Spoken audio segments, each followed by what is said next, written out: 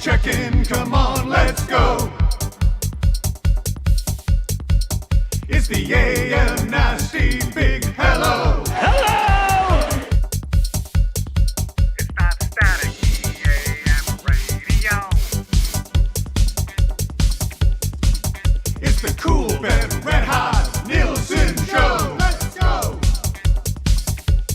Oh, dude.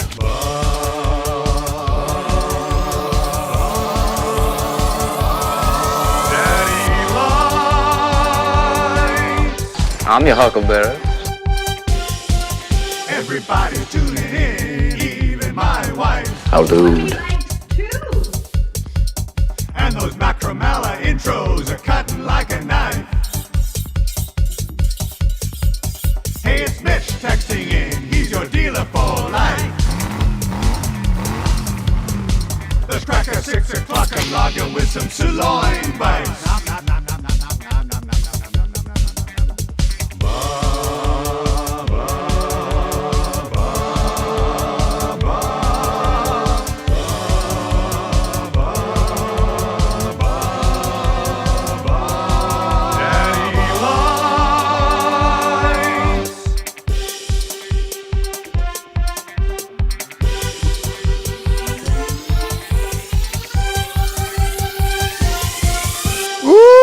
What's up? Tombstone Tuesday. 'Tis be upon us. Let's rock and roll. I'm your huckleberry. What's going on? How about my new shirt? You're a daisy if you do. I'm excited. That's that Achy Breaky Pod font there, hey? That is very much an Achy Breaky Pod font. By the way, season 3 of the Achy Breaky Podcast, probably early next week as we get to the second half of our double dip on Reba McEntire. You're gonna love it. Check out the Achy Breaky Podcast wherever you get your podcasts this morning. We got lots to get to on the show. Today is a game day, the Edmonton Oilers and Chicago Blackhawks, or should we call them not the Chicago Blackhawks? Hey, how about this? The Rockford Ice Dogs. Because it's the their AHL, AHL the farm team. team. Yeah. This roster sucks. I don't know how they beat.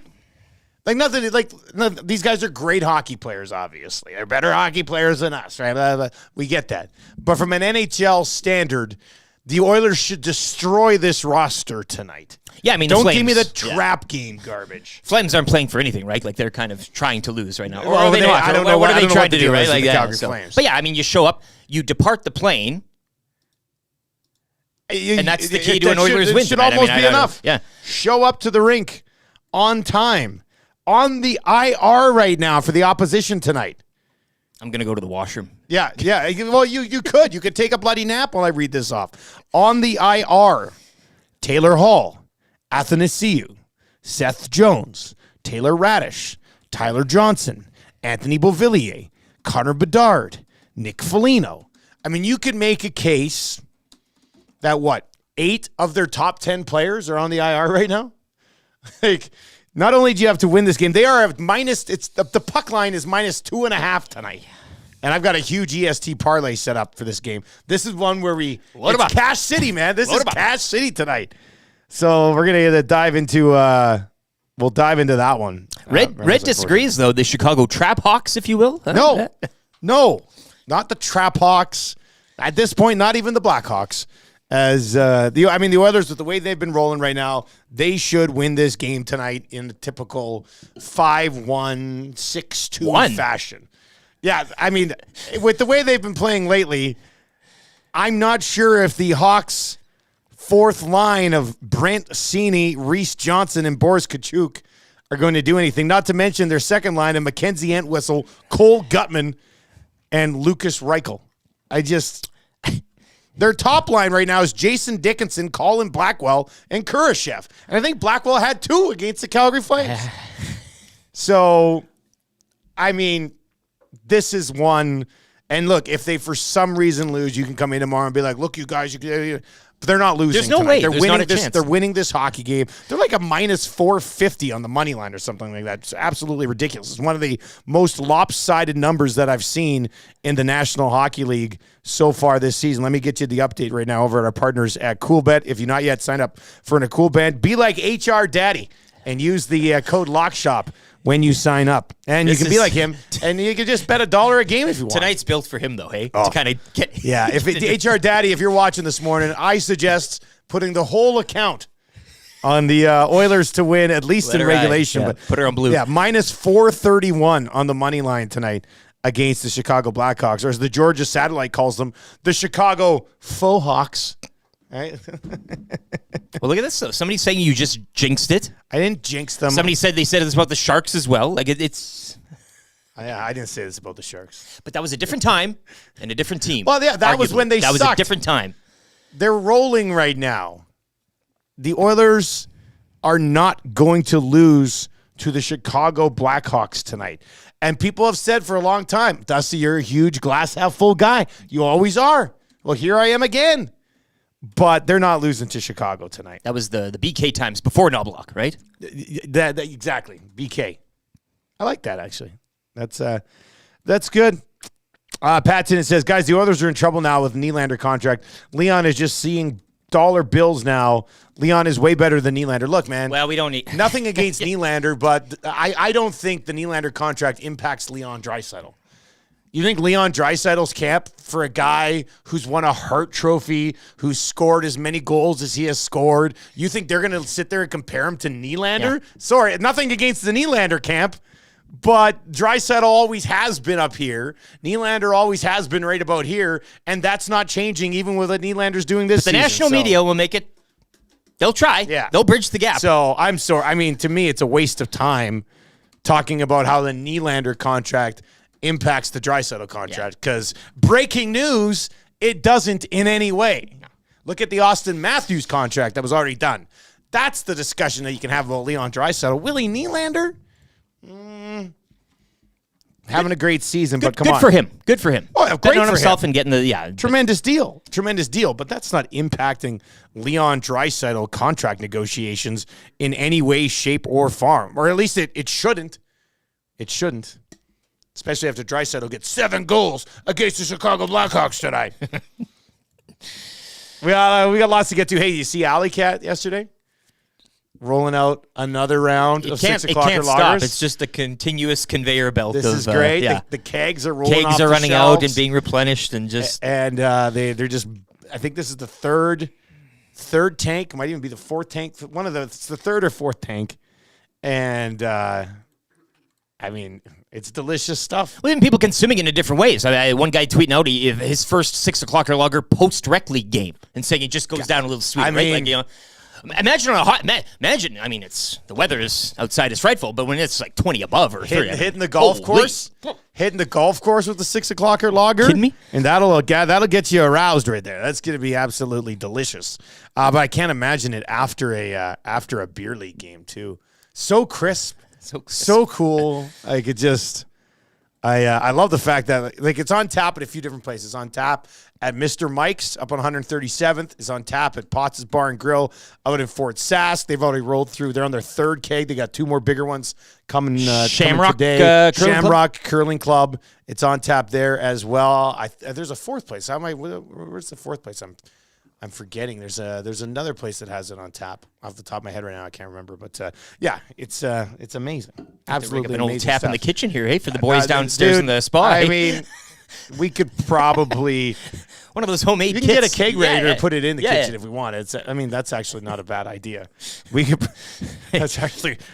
That's on the wish list for. We'll put HR it on, Daddy. We got meeting tomorrow. There you We'll go. put it on the list. We'll see what Maddie thinks about spending some money on a kegerator for the kitchen to put a keg of the 6 o'clocker lager in there. I think that's a pretty good idea. The Nielsen Show coming at you from the Popeyes Louisiana Kitchen studio. And for all you Oilers hardos, we got some good news for you at Popeyes. The Oilers meal now available. You'll get a collector's cup. There's 4 of them. Oh, here There's we go. 4 collector's cups. Got to catch them all. Yeah, YouTube Trev's mustache just went up. He's just like, I have piqued YouTube Trev's interest That's what's happened here.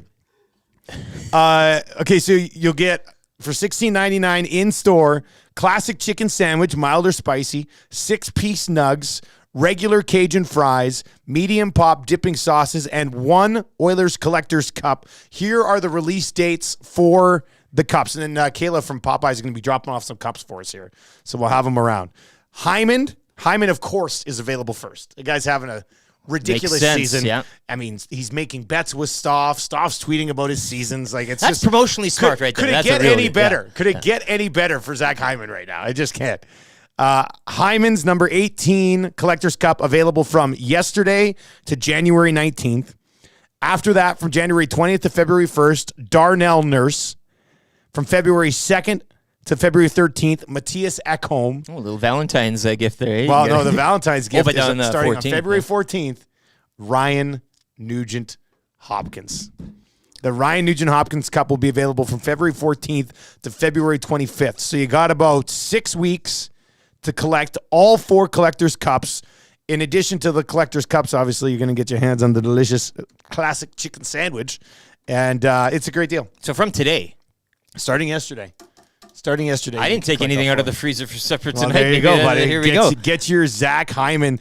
I hope Kayla brings by a bunch of these cups. Everybody get the boys. And if they're like the Jersey cups they did a few years back, they're huge cups. I got get that keg in the kitchen going. Get a couple of Hyman cups, and away we go. Oh boy! Get that donair layer getting up here. How dude. I love Tombstone Tuesdays, man. Skin that smoke wagon and see what happens. I like this one. We'll get to this at some point. Danny Briere. When Cutter Gauthier says, "I'm not playing for the Flyers." That is a hell of a thing for you to say to me. Cutter Gauthier going to the Ducks. You tell them I'm coming, and hell's coming with me, you hear?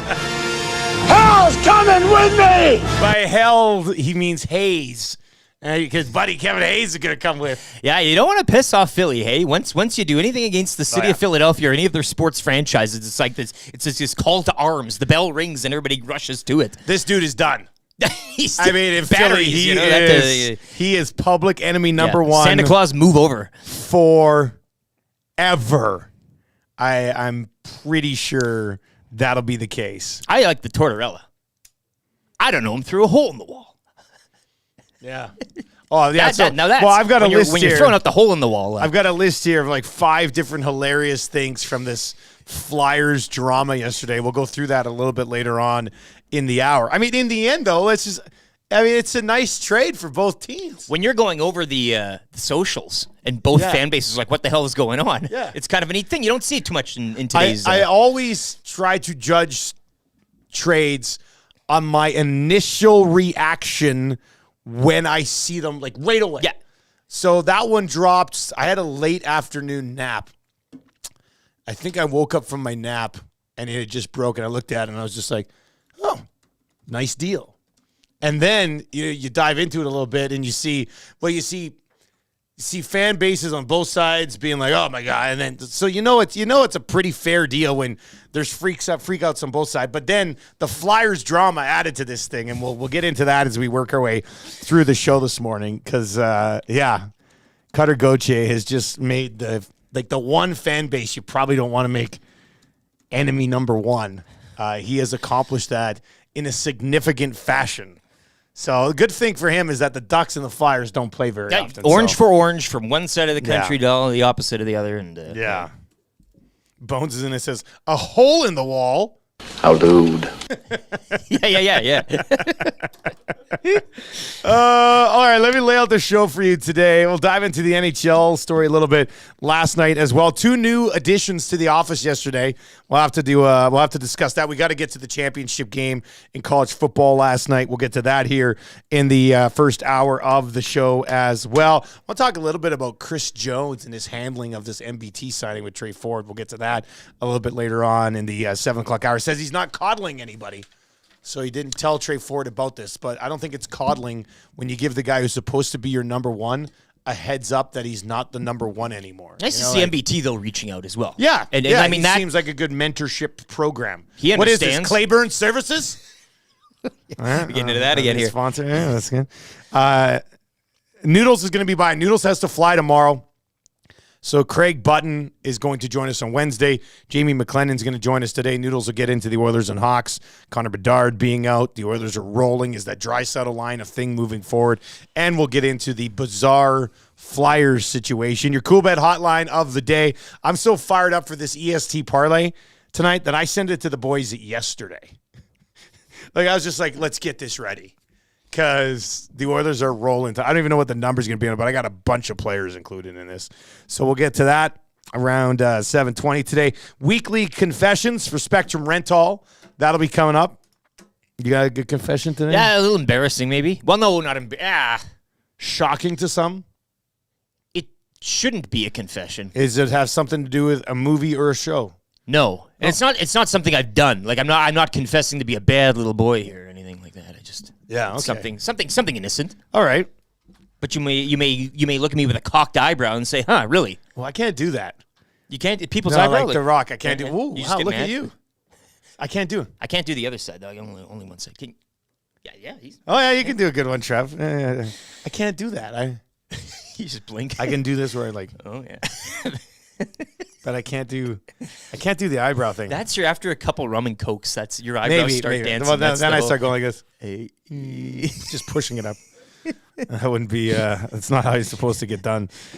So we'll get into all of that. I'm going to save this. We could spend some time on it at the 6 o'clock hour, but like I said, pretty jam-packed first 60 minutes of the show, especially on a Tombstone Tuesday. Skin that smoke wagon and see what happens. But Jimmy Kimmel and Aaron Rodgers. Ooh,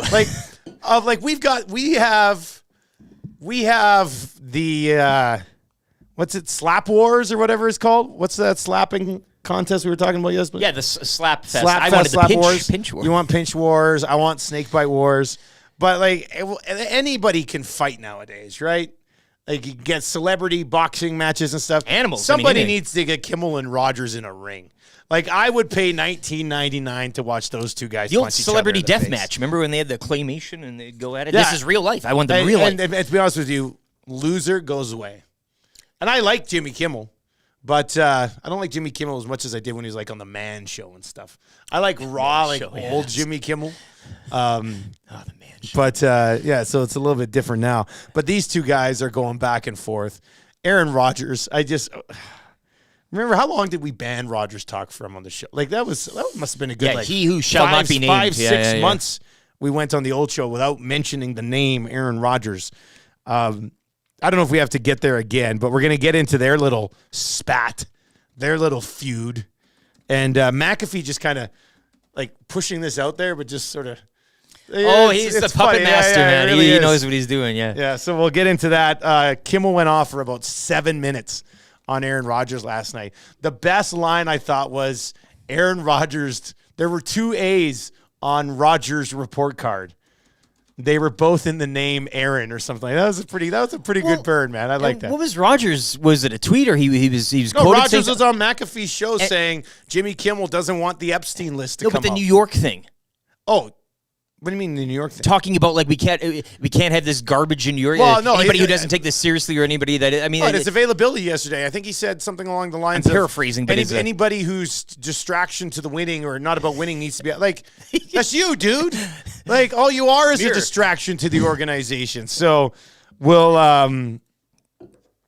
I sat there and laughed for 7 straight minutes watching the Kimmel thing yesterday. Well, it works. I mean, he's a professional. He's got a team of writers. The monologue. Rodgers pops on McAfee's show and makes claims up, and everybody's like, "Oh, Aaron Rodgers."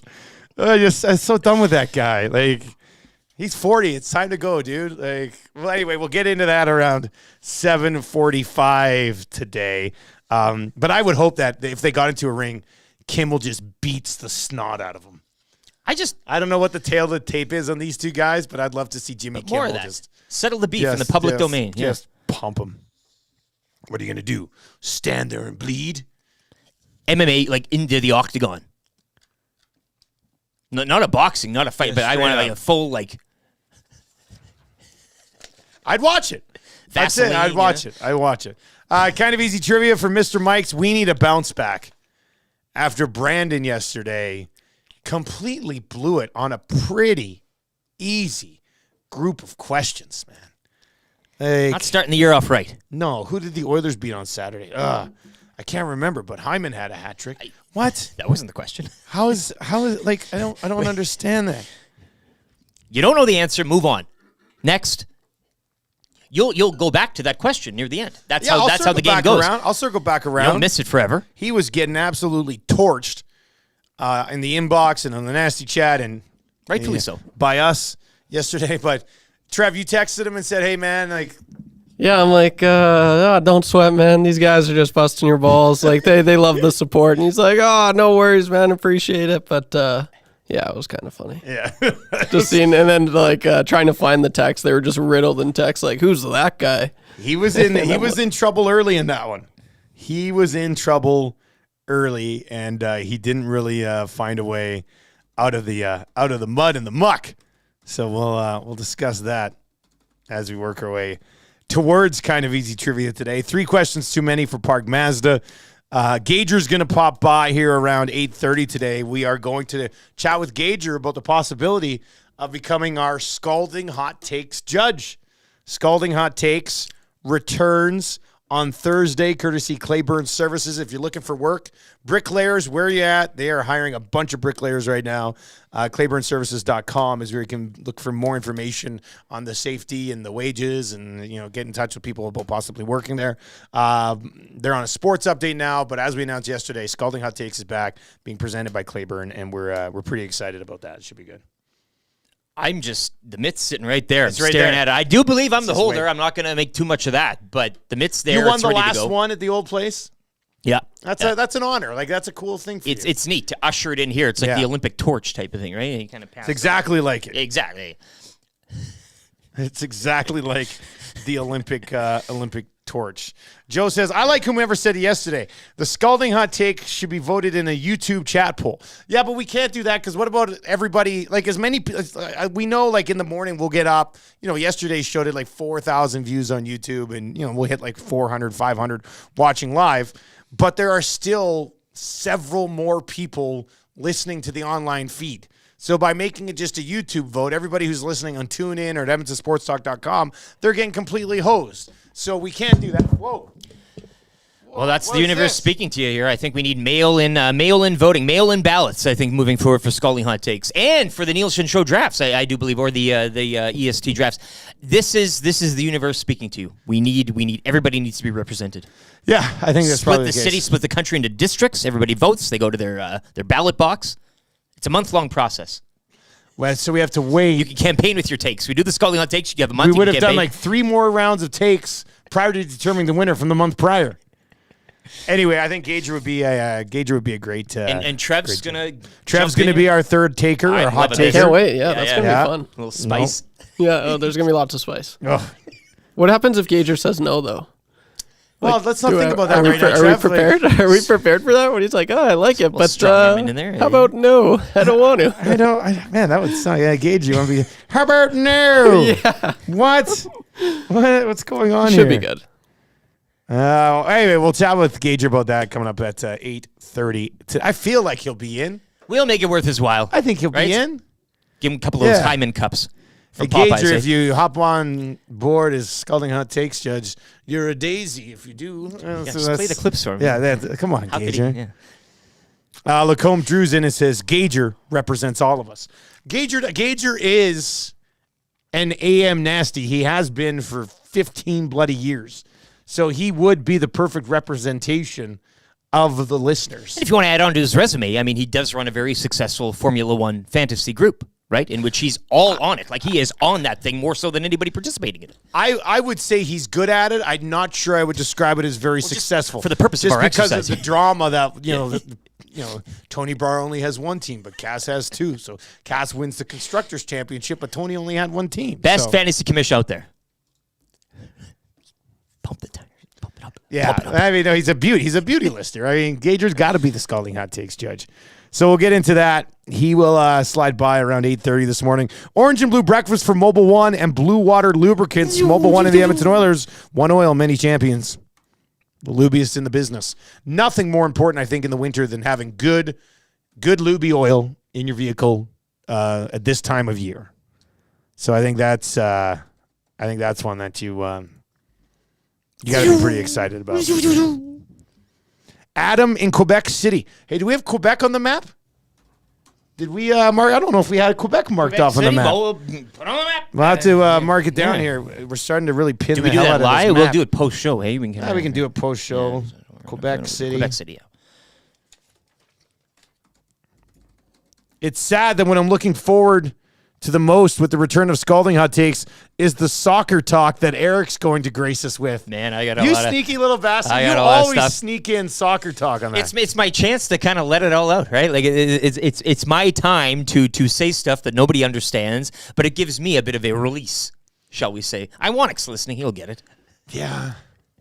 I appreciate the ones. Like now, you used to be able to win over a soccer-friendly judge in Kent Morrison. He would Like, get sometimes a few things, he yeah. would get a few of them. Kent, I had Kent in my pocket. I just want to say. Whoa! Well, no, is it, no, but Whoa! What? An early confession for Spectrum Rental. Unbelievable. he's a Saskatchewan boy, as am I. Both Bills Saskatchewan fans. boy. He gets the soccer talk. You know this too with Kent. You could lob a baseball take and he'd be all over it. Like we knew the path to victory. I think with one. Kent Yeah, but Morrison. to Good describe judge. him as being in your pocket Well, it's is rather interesting. not around anymore. I can see. Yeah, but we still know him. I could text him right now. I mean, why would you do that? Is he still working at CTV or has he been gassed? I think he's still in. He's got to be still anchoring that thing, hey? Yeah, he's got. Well, he I is mean, the man there. You know, a He's- guy that looks like him is going to work for a long time Exactly. in this business. He's a newsman. He's a newsman. wonderful. How about this? Checking in today from Round Rock, Texas. Love it. God, I like that one too. What do we got? Quebec City and Round Rock, Texas to go on the map today. We're going to have to look up Round Rock because that is not on our map. Like we got like the states have like the capital city and that's about it. So we'll have to find where Round Rock is. Yeah. I'll maybe we'll take a little picture of that map and put it out there and really Yeah, get you going there. start to get that bad boy It's getting filled in here. populated.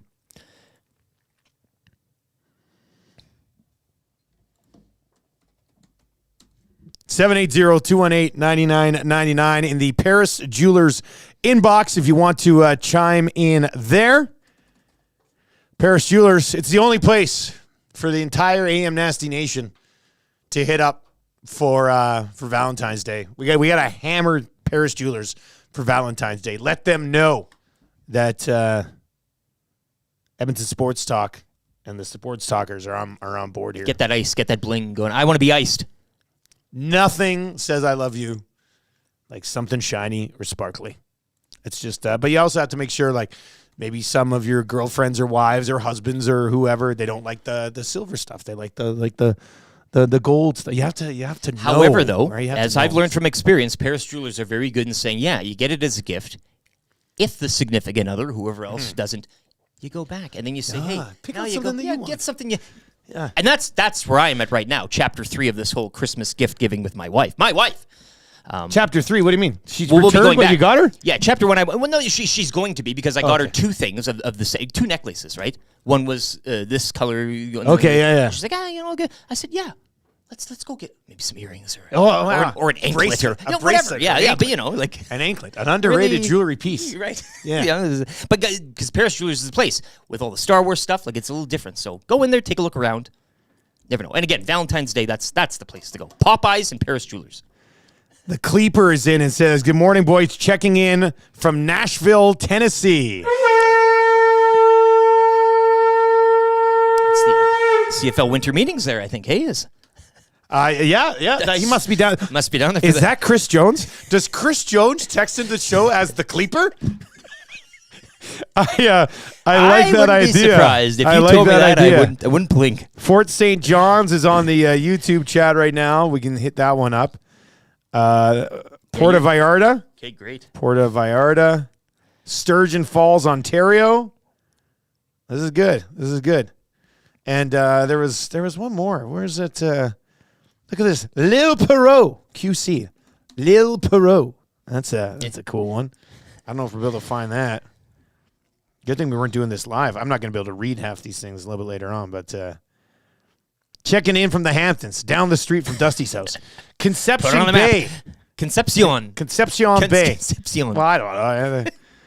Concepcion Bay, south What's that? That's from Newfie Grove. Wow, look at this. Guys, don't forget Phoenix on the map. There, yeah. All right, so there's, thank you to everybody who's either listening on TuneIn or at EdmontonSportsTalk.com or watching on YouTube from all over the world, which is fun to see. Also, I want to throw this out there quickly. We got to get to a sports update here for Green Plan, but I'll throw it out there, drop this little bomb, and then we can discuss when we come back. We're going to get into this Flyers drama. It's hilarious.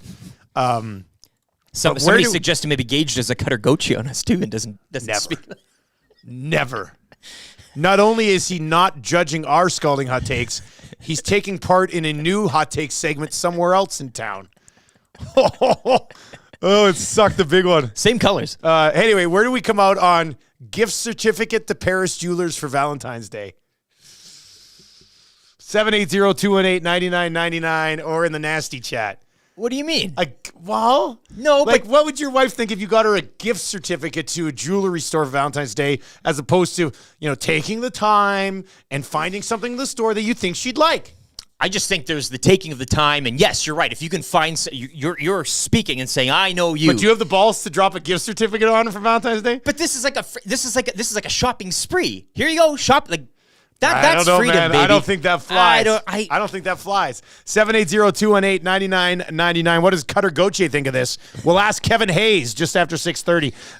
Let's get into a sports update for Green Plan this morning. We'll come back with your responses on this Paris Jewelers GC discussion.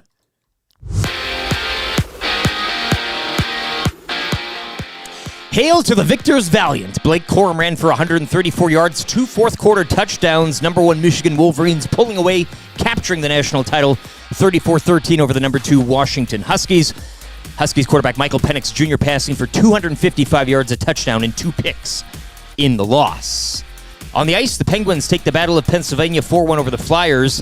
Flyers also shipping prospect Cutter Gauthier to the Ducks for Jamie Drysdale in a 2025 second rounder. Stars shut out the Wild 4-zip. Canucks double up the Rangers 6-3 in Colorado over Boston 4-3 in a shootout. Oilers kick off a 3-game East Coast swing tonight in Chicago. They'll look to stretch their win streak to 8. You can join Tom Gazzola. He'll have your Oil Stream pre- and post-game shows. Coverage begins at 5 o'clock right here on Edmonton Sports Talk. Oilers-Hawks, one of 10 games around the NHL tonight. Yesterday, the Oilers were calling defenseman Philip Kemp from Bakersfield. 3 games in the AJ tonight. Bonnyville is at Black Falls, Drumheller at home to Camrose, and Calgary and Canmore to battle the Eagles. Over to the NBA, the Pacers knocking off the Celtics 133-131, while Shai Gilgeous-Alexander, he had 32 as OKC defeated the Wizards 136-128. Raptors, they visit the Lakers tonight, one of 5 games around the association. Sports update brought to you by Green Plan, providing you with award-winning environmental planning and consulting services. Whether it's municipal, industrial, or residential, plan it right with Green Plan. Visit green-plan.com or give them a call, 780-455-4292. The Nielsen Show featuring Lieutenant Eric. Only on Edmonton Sports Talk.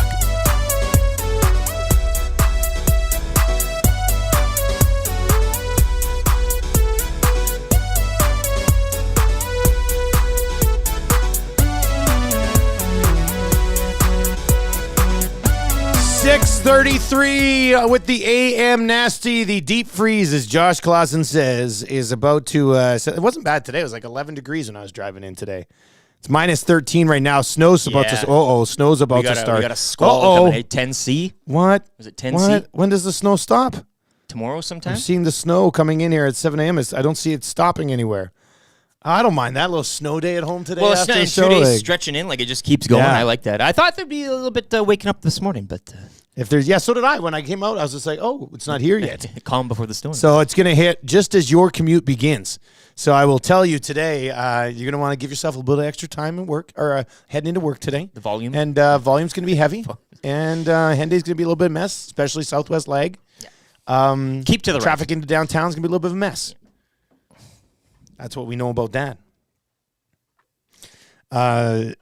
Somebody's listening in southeast Hungary, We're getting it all now. by the way. Yeah. Zoltan. Well, I wrote them neater so we can read them after the show, and we'll mark them on the map. Maybe do a little video, a little bit. a little later post-show on show today. content there. Hey.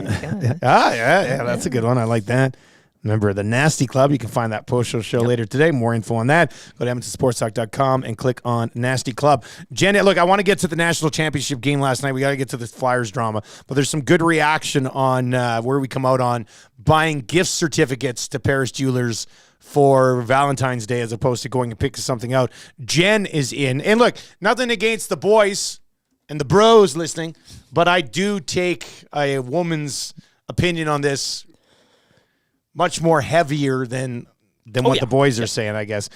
Jen says, does not fly at all. Where is the thought? Here, go shopping. I don't care what you choose.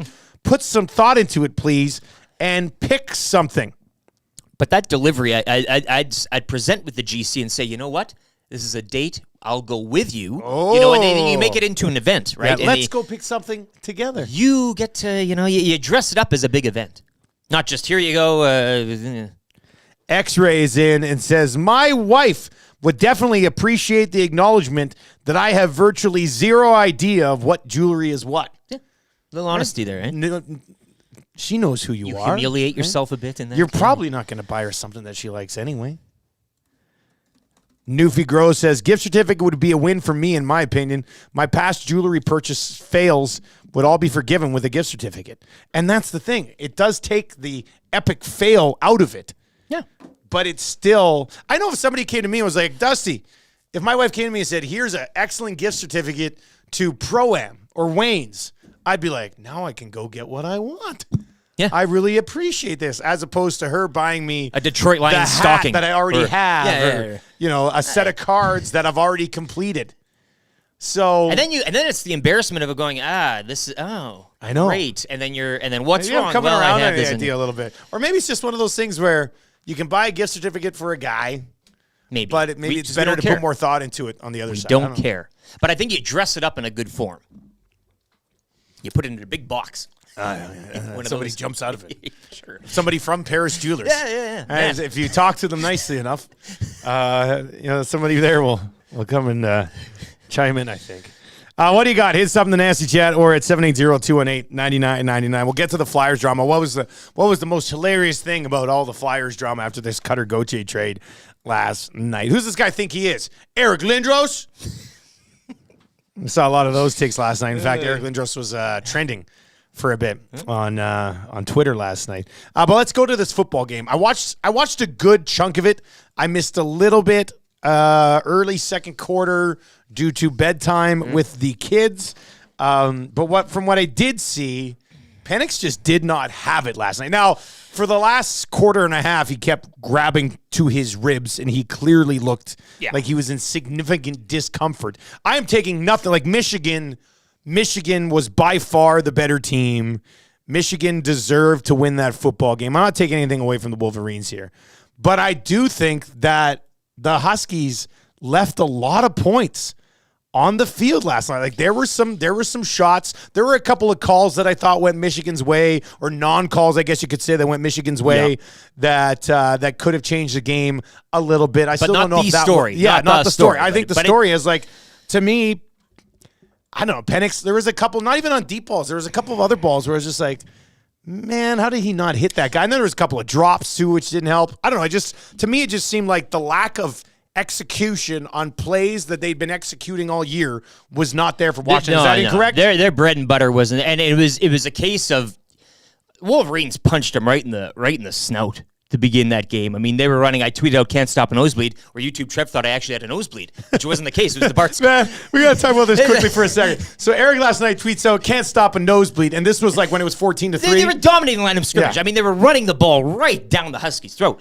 And it was like 3 carries for 100 yards. You couldn't stop him. Couldn't stop him. So we come in today, and YouTube Trev goes to Eric. So, do you have a nosebleed last night? The second I come in. Yeah. How's your nose First thing he feeling, says, man? Sit down. Very innocent. He's like, what are you talking about? I love You it. said you had a nosebleed It was last the Bart night. Scott. It was the Bart Scott. But I had a good chuckle because I'm sitting here and I heard you say, "Hey, how's the nosebleed?" And then I'm like, I looked to Eric. I said, "Did you have a nosebleed this morning?" He goes, "No, it was my tweet last night." I was like, "Oh, there's a few people on Twitter too that thought, "Oh, maybe you put a Kleenex up there."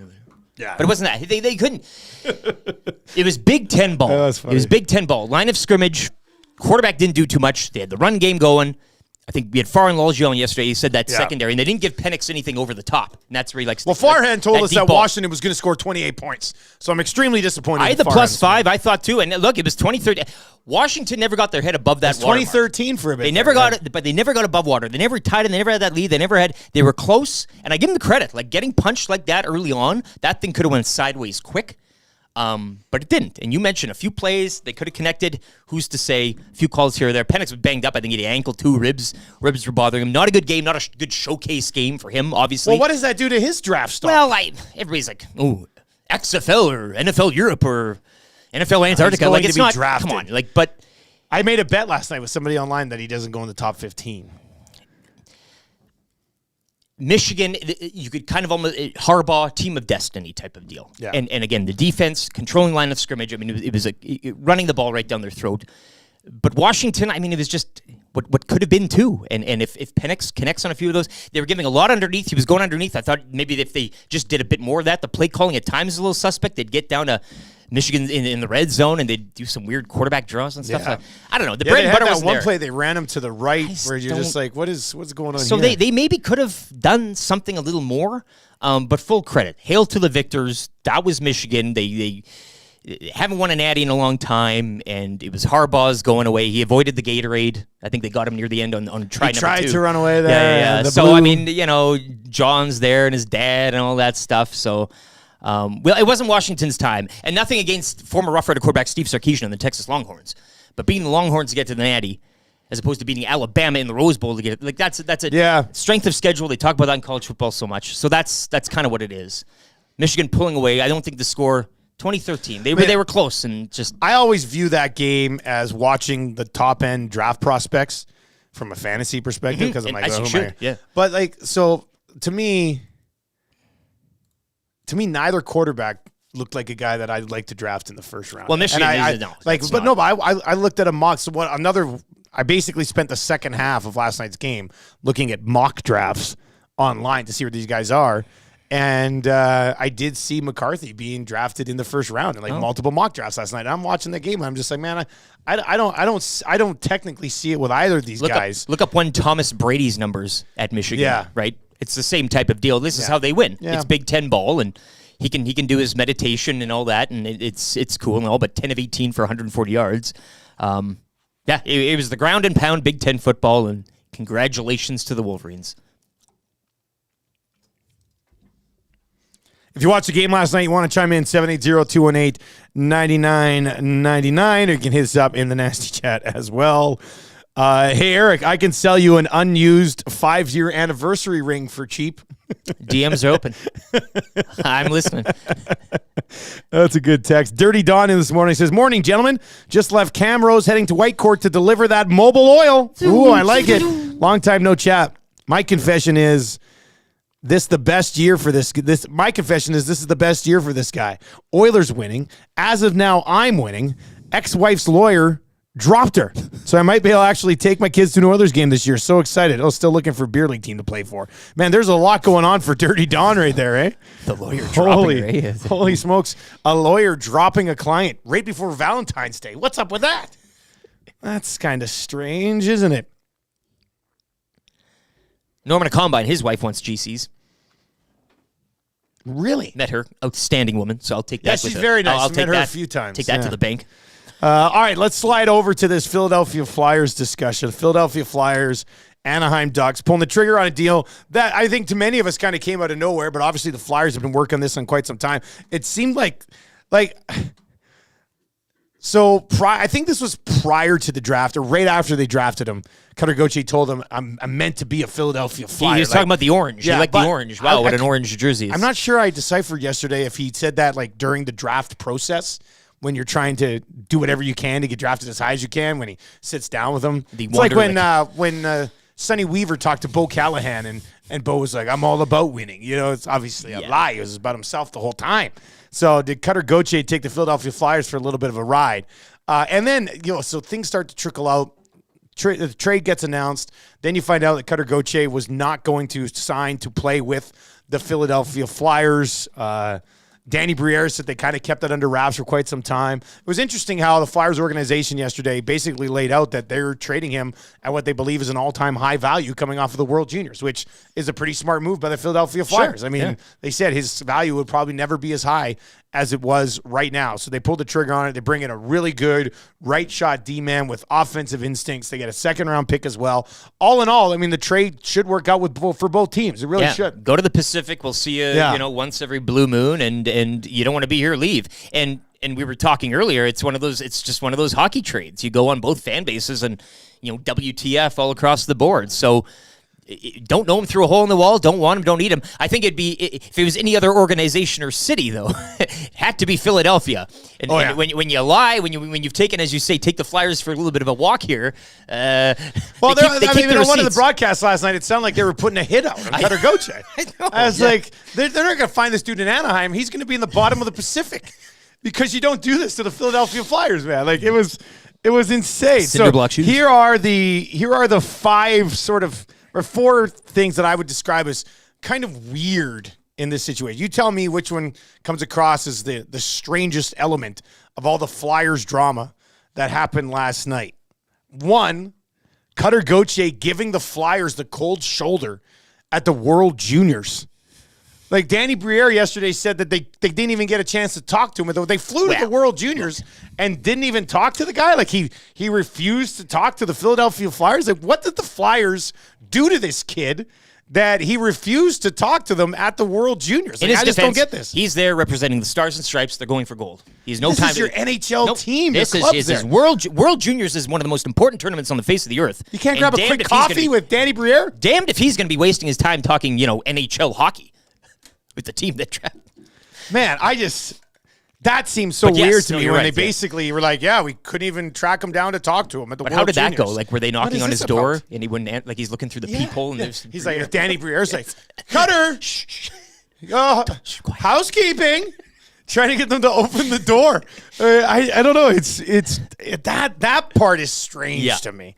Okay, and then right after it was Anthony Sanfilippo, who's covered the Flyers forever and would have legitimate sources inside the Philadelphia Flyers. So this is how the Flyers are obviously viewing this and passing some of this information along. But Sanfilippo basically says they're blaming Kevin Hayes for this in one of the worst contracts, by the way, in Flyers history. I mean, that just never panned out. He got a big ticket, never produced. He was like a 45-point guy.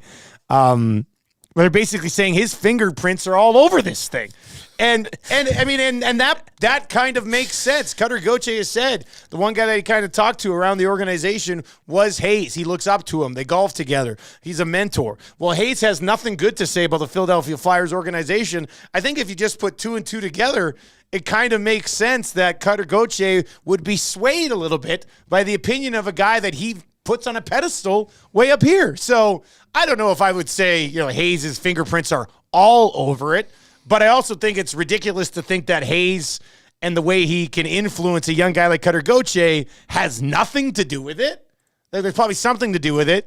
And then the other thing, this isn't really strange. It's kind of expected, but the Spit and Chiclet boys, obviously they're buddies with, they call him Hazy, and they're buddies, and they said, this is ridiculous. Then Hayes, this is another thing, Hayes chimes in on, I think it was either a Facebook or YouTube video, calling Sanfilippo a clown.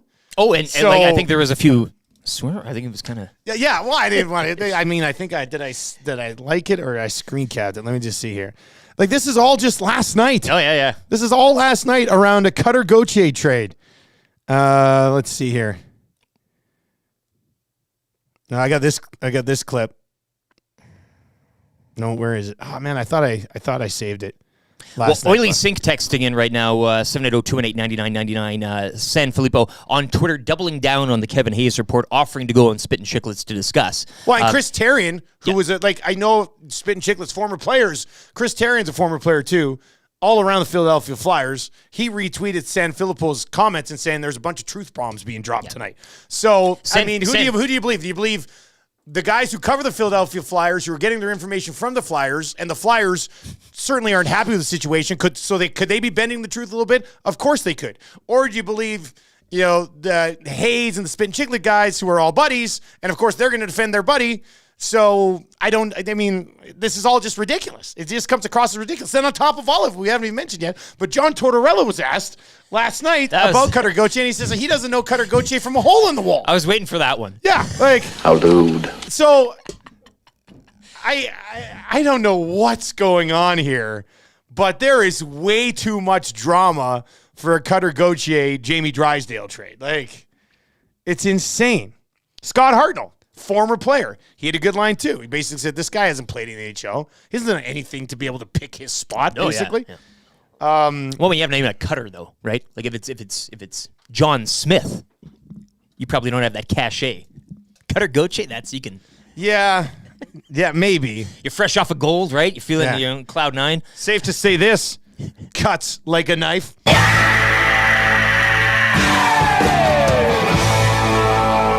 So I don't know what to make of this.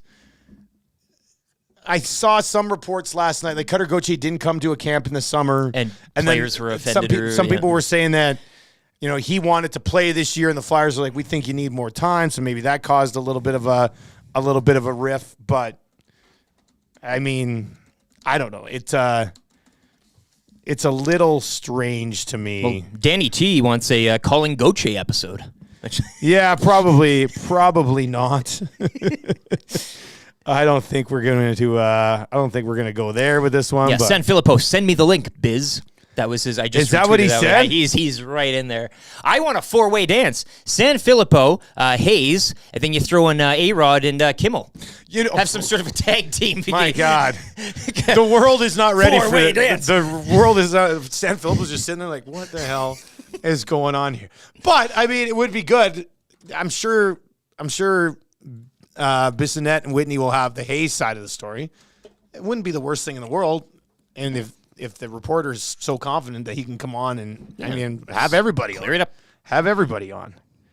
Hampton Steve, it's refreshing to see a team and fan base more dysfunctional than the Oilers, and maybe that's the lesson we all take home with this one. Through a hole in the wall, right? Yeah, what a phrase.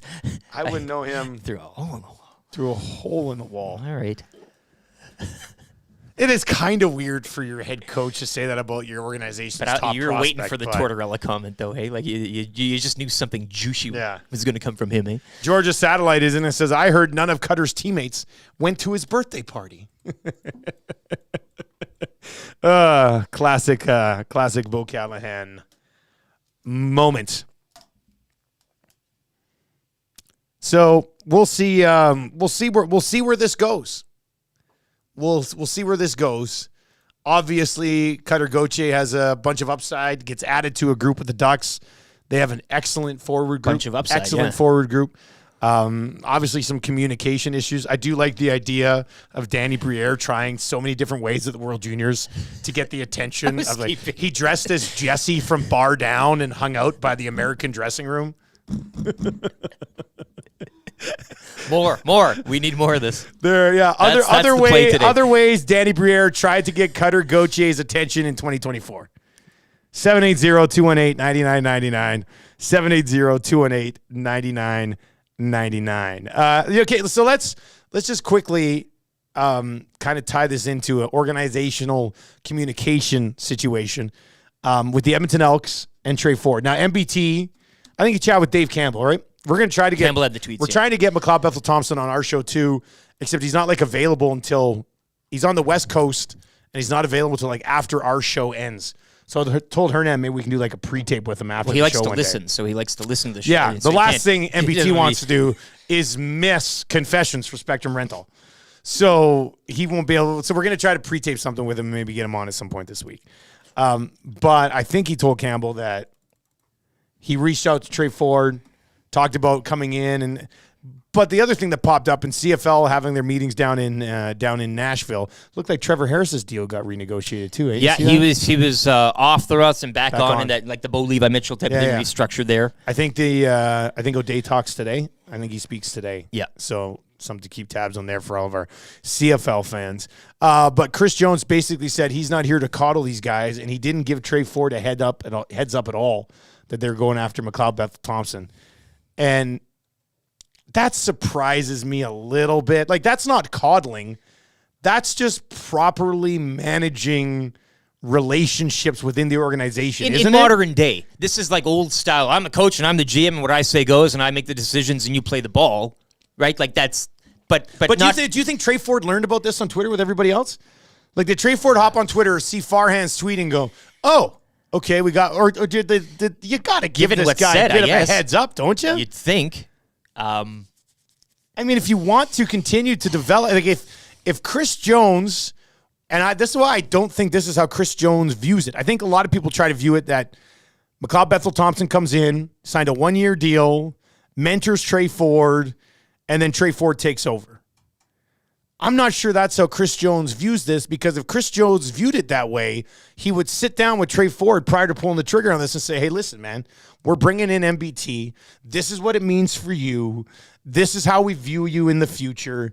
For Jones to say he didn't have any contact with him and he's not calling these guys, I don't know. That doesn't seem like the proper way to handle that situation. Modern day man management, or player management. That's why would you not? Yeah. But again, it's that old style thinking. I make the decisions, and you take the snaps. Yeah. If however many you're going to see. So let's just, for example, we go out and we get a producer from a Jim Rome show or something, McAfee or whatever. I mean, we steal a producer from Mr. Beast. Anyway, don't know him through a hole in the wall. And he just walks in, and YouTube Trev finds out about it when he gets here. And then we go, oh, yeah, Trev, sorry, you're out. You're going to just cut up clips now, and this guy's going to be on the show with us. Like, you would never do that if you want to maintain a good relationship with the people that you already have. Like, if we were going to do that, I'd sit down with Trev and be like, hey, man, listen, we're going to bring in a veteran guy. We think you can learn from him, and then, in a year, you'll be able to really kind of hit the ground running. Like, to me, that just doesn't make sense to all of a sudden be like, oh, man, wait till Trey Ford sees this on Twitter. That's going to be hilarious. That doesn't make sense to me. It's one thing if you're taking away or adding weaponry to his offense or doing something that doesn't directly relate to his position, right? But this directly relates to his position. MBT, though, to the rescue, and Dave Campbell, 630 Ched, just paraphrasing some of his tweets, reaching out to Trey Ford, let him have the chance to express his disappointment, frustration. MBT did. MBT did, says he wants to help develop and mentor Ford. Campbell would go on to say MBT says the off-script ability of Trey Ford is, quote, magic. What he wants to instill with Ford is more of a play-to-play process and uses off-script ability only when a play breaks down. MBT gave many reasons for signing with the Elks, and Ford was one of them. It's a 1-year deal. So MBT saying everything, right? MBT to the rescue. Well, that's fine. And saying, I know. But MBT is not deciding when Trey Ford becomes the number one quarterback here. Right. So, I don't know. That just seems... But are you doesn't add up. Surprised? No, I'm not surprised. Yeah. I'm not surprised at all. I'm just disappointed. I know, yeah. I'm just disappointed. This is not a guy who you just signed off somebody else's practice roster. You used a first-round pick on a Canadian quarterback, and he won you football games last year, and he's somebody that you can sell in the market. You got to give him a heads up on what's happening. But I don't know. Joe Bellineski, Nasty Chat, safe to say that Trey Ford won't be re-signing at the end of the season. It's a 1-year deal. If he doesn't, then there's no quarterback. Why would you not? I mean, I get the frustration and the disappointment. The bridge was already burned. The bridge was hanging by a thread between these two. But you're again, he's here for one. He won't be here any longer, MBT, for, I mean, older quarterback. It's got to be just a one-and-done type of thing. But to say that Ford will then leave when nobody else is here after another year of development under MBT and see how it goes, like I understand the whole process and how maybe CJ's handling it could have been better, but I'd like to give this thing a bit of time and space to see how it does pan out. I think it could work out. I just feel like if there's not a phone call placed to Trey Ford, like if Trey Ford found out about the McLeod Bethel-Thompson signing online, and we don't know if he did or not, but Chris Jones didn't give him a heads up on it, that's not how you handle a young quarterback that if you would deem him to still be the future of your organization. So, I don't know. Seems a little off. Desperate times. Briere hid himself in Cutter's suitcase on the way to the airport holding a box of heart-shaped chocolates. That went in from the Buff Puffin. Danny Briere called Cutter's mom to try and set up a play date. You got to get a hold of these kids some way, shape, or form. I like the one that came in on the Nasty Chat a little bit earlier on as well. Geez, where is it? I just like Cutter gets to the hotel room and it's one of those notes on the pillow with a couple of chocolates. Like, enjoy, yes. handwriting, Strummy, text this one in too, 780-218-9999. Briere waits outside the arena in a creeper van that says free Philly cheesesteaks. Because who's not going to go to a van that says free Philly cheesesteaks? One of those small Euro vans, right? One of those. You know what I'm talking.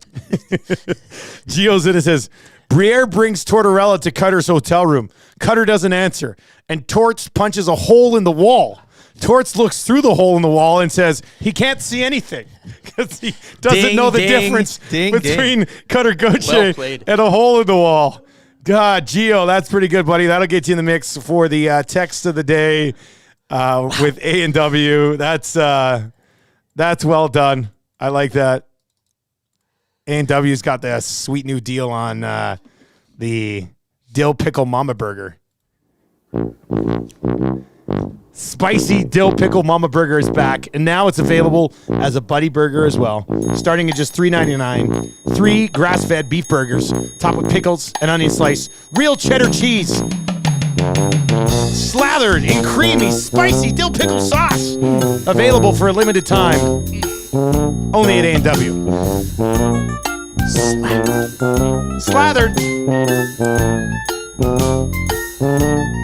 How do? All right, we got Jamie McLennan coming up. We'll get his thoughts on this Philadelphia Flyers situation. We'll also get his thoughts on the Oilers going up against an injury-riddled Chicago Blackhawks group tonight. That'll be for Pro-Am Sports. Let's get to a Sports Rewind for Universal Rewind with Lieutenant Eric, Jamie McLennan, and more of your messages when we return.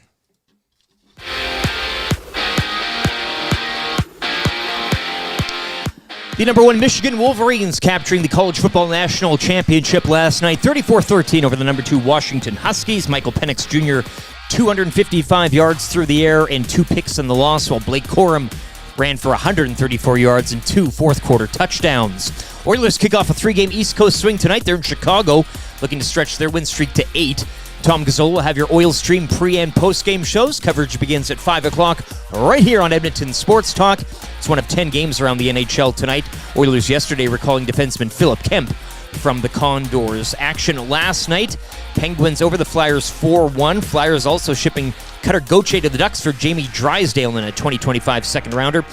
Dallas over Minnesota 4-0. Canucks double up the Rangers 6-3. And Colorado taking care of Boston 4-3 in a shootout. 3 games tonight in the AJ. Bonnieville visit Blackfalds, Drumheller at home to Camrose, and Calgary and Canmore to battle the Eagles. In the NBA, Shai Gilgeous-Alexander, 32 points. OKC Thunder defeat the Wizards 136-128. The Raptors back on the court tonight. They'll visit the Lakers in one of 5 games around the association. Sports Update brought to you by Universal Rewind. Maintenance days aren't just for hockey players. Electric motors need that tender loving care as well. Contact Universal Rewind to have them properly maintain your motors. Choose experience, expertise, and quality. Choose Universal Rewind. The Nielsen Show featuring Lieutenant Eric. Only on Edmonton Sports Talk.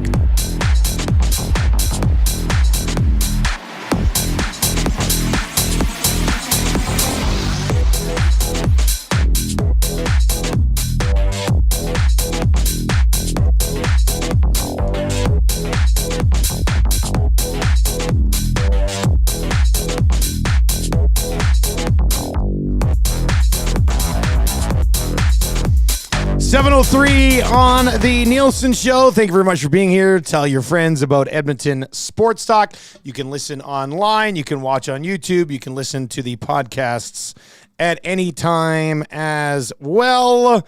And we're going to continue with the hockey conversation here with Jamie McLennan. We'll set up the Oilers and the Hawks. We'll get into the Nylander contract.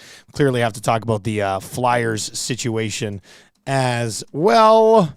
There's been some really good I like the idea. Somebody texted in and said Danny Briere threw on a United States jersey and got into the celebration with all the kids on the ice. Like Cutter Gauthier's going around hugging all his teammates, and all of a sudden he hugs one, and Danny Briere being like, "Can we talk?" So yes, keep those rolling in Our way at 780-218-9999. Other ways that Danny Briere tried to contact Cutter Gauthier. I like the idea of Danny Briere using the algorithm and doing a dance video on TikTok that ended with him holding a sign that was like, Cutter, can we catch up with you? Like, it's not even like they were asking. They couldn't even talk to the kid. So Hit him through the algorithm. Hey, if he's not listening, get him through the algorithm. you got to get him. Got to get him through the algorithm for sure. Burglar is in and says this A&W jingle is music to my ears. It really is, isn't it? They're bringing it back. This is why we have access to it. We didn't just grab this. A&W sent us the jingle.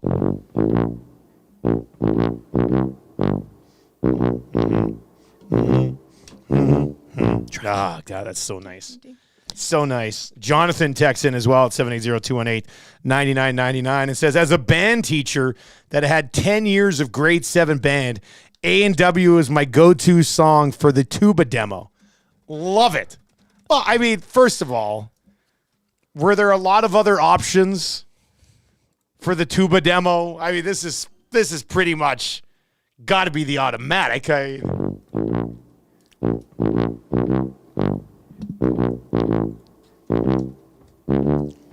Yeah. Then you bring it in. The acid test, yeah. You get the wood knock thing, the triangle, and then the drums hit. This is grade 7 written all over it. God, I love that. Should have been playing that Anyway, at the the last jingle night, is one of the back. bands, eh? Like, Yeah, could you imagine that? The yeah. Michigan marching band? Well, wouldn't that be something? We pushed for the return of the whistle dog. We get it. Now we push for the return of the music. We didn't push for it, but we got it, and we're very excited about it. So that's nice. Not as excited as people in Philadelphia are about talking about their situation. We'll get into that. Of course, Jamie McLennan, who usually joins us on Wednesdays. Tomorrow is a travel day, so he's going to pop in today. Brought to you by Pro-Am Sports, your locally owned sports memorabilia and apparel specialist, located in Edmonton at St. Albert Trail on 128th Ave, 1 block north of Yellowhead, or online, of course, at proamsports.ca. Like you, they are sports nerds too. Let's bring in Jamie McLennan this morning. Noodles, happy Tuesday, buddy. How you doing, man? I'm good. I'm technologically struggling here this morning. I usually I'm holding my phone up because for some reason I couldn't get my email going here in the hotel. So if I'm a little bit shaky, it's because I've got a shaky hand. But it is what it is. You know what? I'm going to go over to the desk here because maybe it's selfie stick. Fancy desk interview. I like it. Yeah, the desk interview. Yeah, So, that anyway, makes it feel what's way going better. on? Hey, there we are. that's There nice. you go. That's Good for so you. are you down in, where are you, in Calgary? I am in Calgary, so I feel like I've been on the road for like months because we were on with Denver and all hell's been breaking loose. But Ottawa's been on, a trip. We went from Ottawa, then into Vancouver, Seattle, Edmonton, now Calgary. So it's been a bit of a death march, unfortunately, for this group. But I was at the game just as a Joe fan the other night because it wasn't our property, so it was good. Went and watched. It's nice to watch teams live. Yeah. I've watched every one of Edmonton's games this year, but then you see them live, you forget a couple things. You forget how ridiculous McDavid is. That's the one thing. You're like, oh my God, like watching this guy live, you forget. And then, this team is rolling. Edmonton's rolling. They look good. They deserved that win the other night, clearly. That Forsberg made a couple good saves. I thought Stuart Skinner made some really good saves, some timely saves. Like, he looks really good. So, so now I'm in Calgary and, got two crabby teams tonight. Calgary's upset that they lost to Philly and Chicago, and Ottawa's, desperate to try and get back into winning ways. So it should be a good game tonight. You mentioned a couple of things. Oilers in action tonight against the Chicago Blackhawks, a Blackhawks team in which we read off their injury list, and they're missing like 8 of their top 10 guys right now. So this is one that the Oilers should probably take care of with the way that they've been playing. But you mentioned Connor McDavid. Whenever you see him in person, it's just ridiculous to watch him move on the ice. But what else impressed you about the Oilers in that win on Saturday, their 7th in a row? They're confident, but they looked organized, which, we couldn't say that starting the season. If anything, I use that term, the dog park defense. Yeah. They just look confident. They look like there's support all over the ice. You've got players that were really struggling at the start of the season. playing with a lot more, the Fogels and the McLeods, and the guy that kind of, I've been hard on him because wasn't sure he was an everyday NHL guy. Was Desharnais. I think he's really settled into a role in that spot where I don't know if it's a Paul Coffey effect, but he's trying to make plays. And then, if he doesn't have anything, that's when it's off the glass. But, you usually see traditional guys like that the stay-at-home defensemen who aren't, great puck movers, their first move is just get back, fire it off the glass, and then just, hope that they don't have to, play in their own zone. But he seems to be a lot more confident in his ability and say, I'm going to try some plays. And if it doesn't work, that's my defer move is I'll chip it into the neutral zone. So just small things. And, I thought he looks like he's settled in. I felt bad for Cody Ceci, got hit in the face there. Yeah. We had a pretty good line of sight of that one. But they looked just organized, confident. And, it's almost like they look like they expect to win, but they went and got it instead of just saying, hey, we're the better team. Just hand it to us. They went and worked for it. So I was impressed with that.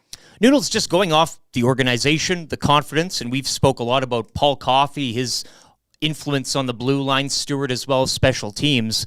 But we had a great time in this market with Jay Woodcroft, from the littlest hobo stuff to his lean against the Flames. Like he was fun to kind of watch, and I think when he came in and led this group, everybody was kind of on board. Obviously things didn't transpire early on this season the way everybody wanted. You enter in Chris Knoblauch. If I get your comments on just his influence as well, it just seems like he's kind of the head coach now, but almost a bit of a forgotten man. Your thoughts on him when it comes to organizational confidence, stuff like that, which, again, flowers for Coffey and Stewart, but your thoughts on Chris Knoblauch and how everything's changed with Woodcroft out and Knoblauch in? Well, I think he's done a phenomenal job. And you know what? Like early on, I think there were a lot of people. I knew who Chris was, and I called Chuck, but I mean, I knew who he was because we have a lot of people, a lot of crossover. But early on, it's like, okay, it's McDavid's coach from junior. It's kind of trending on Twitter that way. Yeah. But the more you dig in on him, so I'll give you an example. I travel a lot, so I'm constantly talking to people in the league. You're in different cities, so you're talking to coaches, managers, scouts, and Edmonton will come up because they're an interesting case study. And I don't know how many times, guys, and I'm not lying, his name has come up, and rival coaches are like, that guy's really sharp, and so I'm thinking, okay, and I had one full coaching staff. I was sitting in their office, and all four guys that were on the bench coaches were like, that guy was an up and comer. We always knew he would be a head coach, really sharp, really cerebral, really poised. I couldn't believe the amount of flowers they were giving him, because I think early on we all thought he was just this garden gnome sitting back there, opening the gate and pushing people out. It's not the case. And, so you start to dig in. There was a night, I can't remember the team they were playing against, but Vander Kane didn't have a good start. And he kind of had a little bit of the lip going on. And Knoblauch adjusted the lines, and Kane scored. And then it took off after that. But it was just a subtle adjustment where it wasn't, I'm not going to bench you, I'm not going to embarrass you. It's just like, hey, I'm going to try something. And it was an adjustment, an in-game adjustment.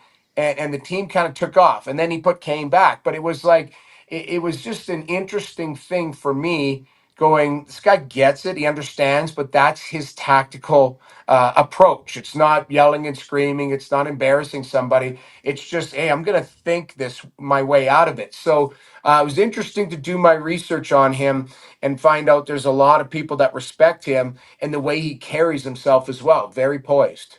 Jamie McLennan with us here on the Nielsen Show, brought to you by Pro-Am Sports.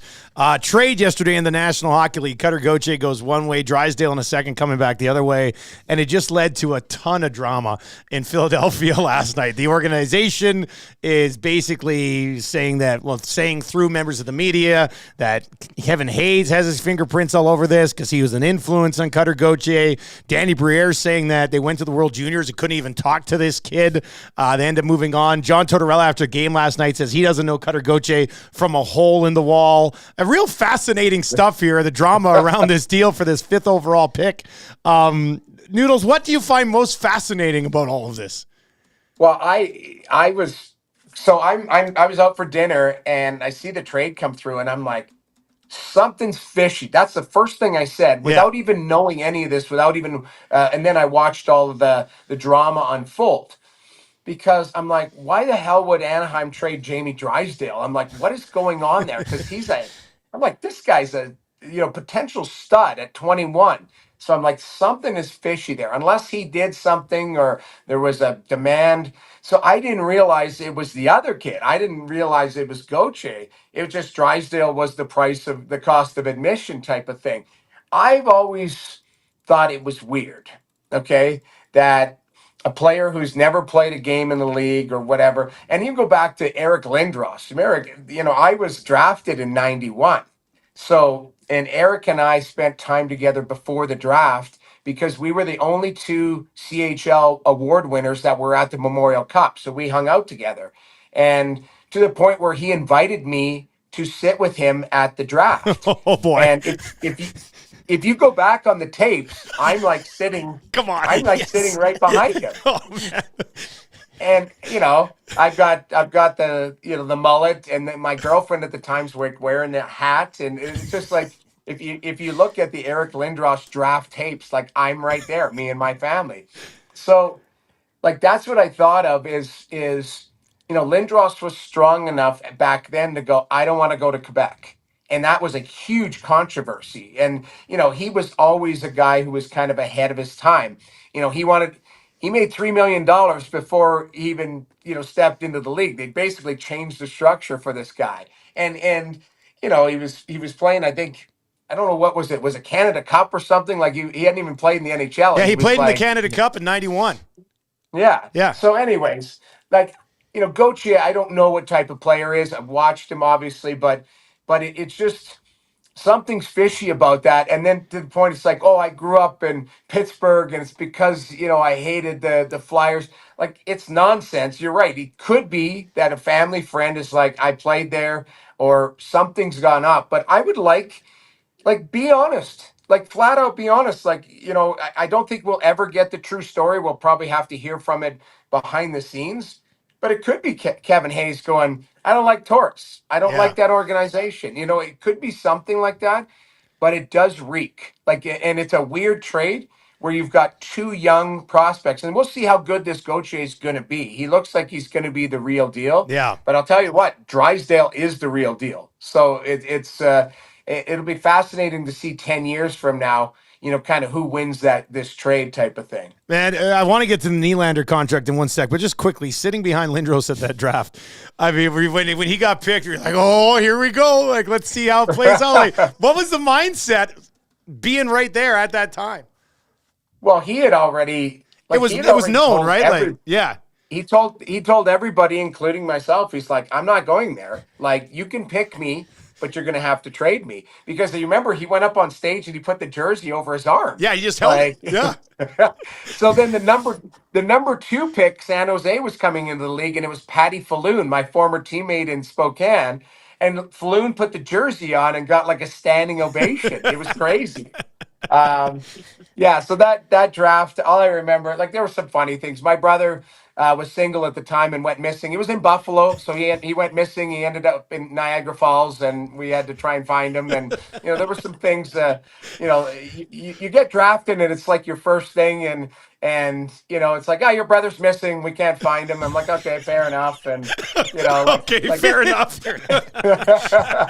So there was. You remember your draft, and I'll tell a really quick story. But the Detroit Red Wings had several meetings with me, like several, and I was the 2nd ranked goalie in the draft. The 1st ranked was a guy named Mike Torchia, who was 5'10", 240 pounds out of Kitchener, and so I'd had meetings with Chicago, Detroit, the Islanders, a bunch. So in the second round, Detroit takes a timeout, and I'm like, and my agent's like tapping me, and they go, okay, Detroit's ready to take their pick from the Canadian Hockey League, Lethbridge, Jamie, and I'm about to stand up, and they go Pusher, and I'm like, oh my God. My teammate, Jamie Pusher, who was sitting beside me. So then my agent leans over and he goes, I have no idea where you're going to go now. And I'm like, oh my God, like. So that was a very traumatic day for everybody. Yeah. But, I ended up getting drafted by the Islanders, and, the rest is history, whatever, my career. But it was, there was a lot of tense moments, put it that way. Noodles, before we let you go, you mentioned you've been on the road for a while here with the Ottawa Senators, but the Nylander deal gets done, and I don't know how many people will have an issue with Nylander getting paid what he's about to get paid, but it's the philosophy of having to pay 4 forwards that much money. Where do you come out on the reaction to this? Well, yeah, that's the hardest part is, if you're a Toronto fan, so I did my show yesterday, and you're trying not to be negative. You're like, hey, you just were able to, you had a player that just committed 8 years.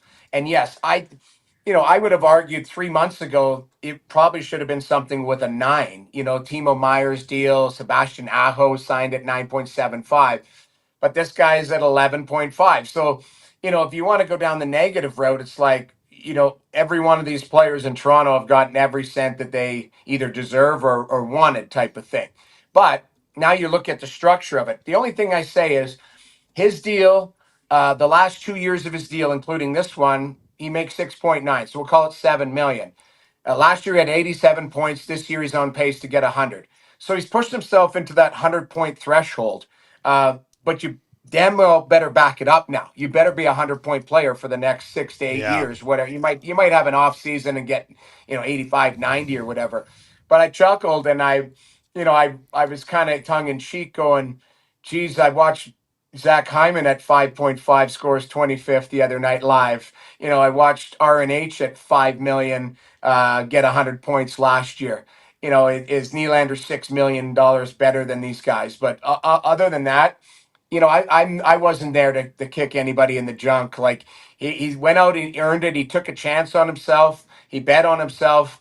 He's been unbelievable this year. He's probably been Austin Matthews is Austin Matthews, but Nylander's been their most consistent player. So it'll be interesting. Now the cap's going up, but they gave him that money. Basically, they gave him the increase in the cap.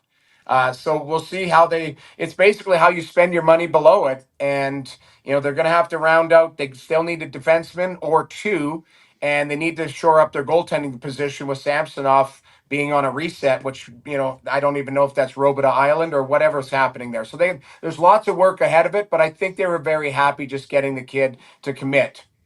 Noodles, enjoy the game tonight. Thanks for the time this morning, and safe travels tomorrow, buddy. Absolutely. Thanks for having me, guys. There you go. That's Jamie McLennan. That's a great story. Sitting there behind Eric Lindros at the draft. But I like when he goes, just everything. Oh, yeah, so it's your draft day and your brother's missing. Yeah, like that just gets lost in the shuffle. Fair enough.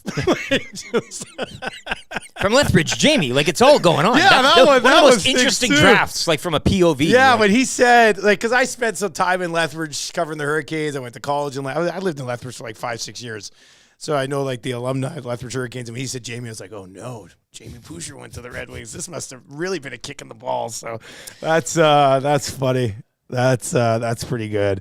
So lots to chime in on here at 780-218-9999. As always, our Hockey Insider is brought to you by Pro-Am Sports.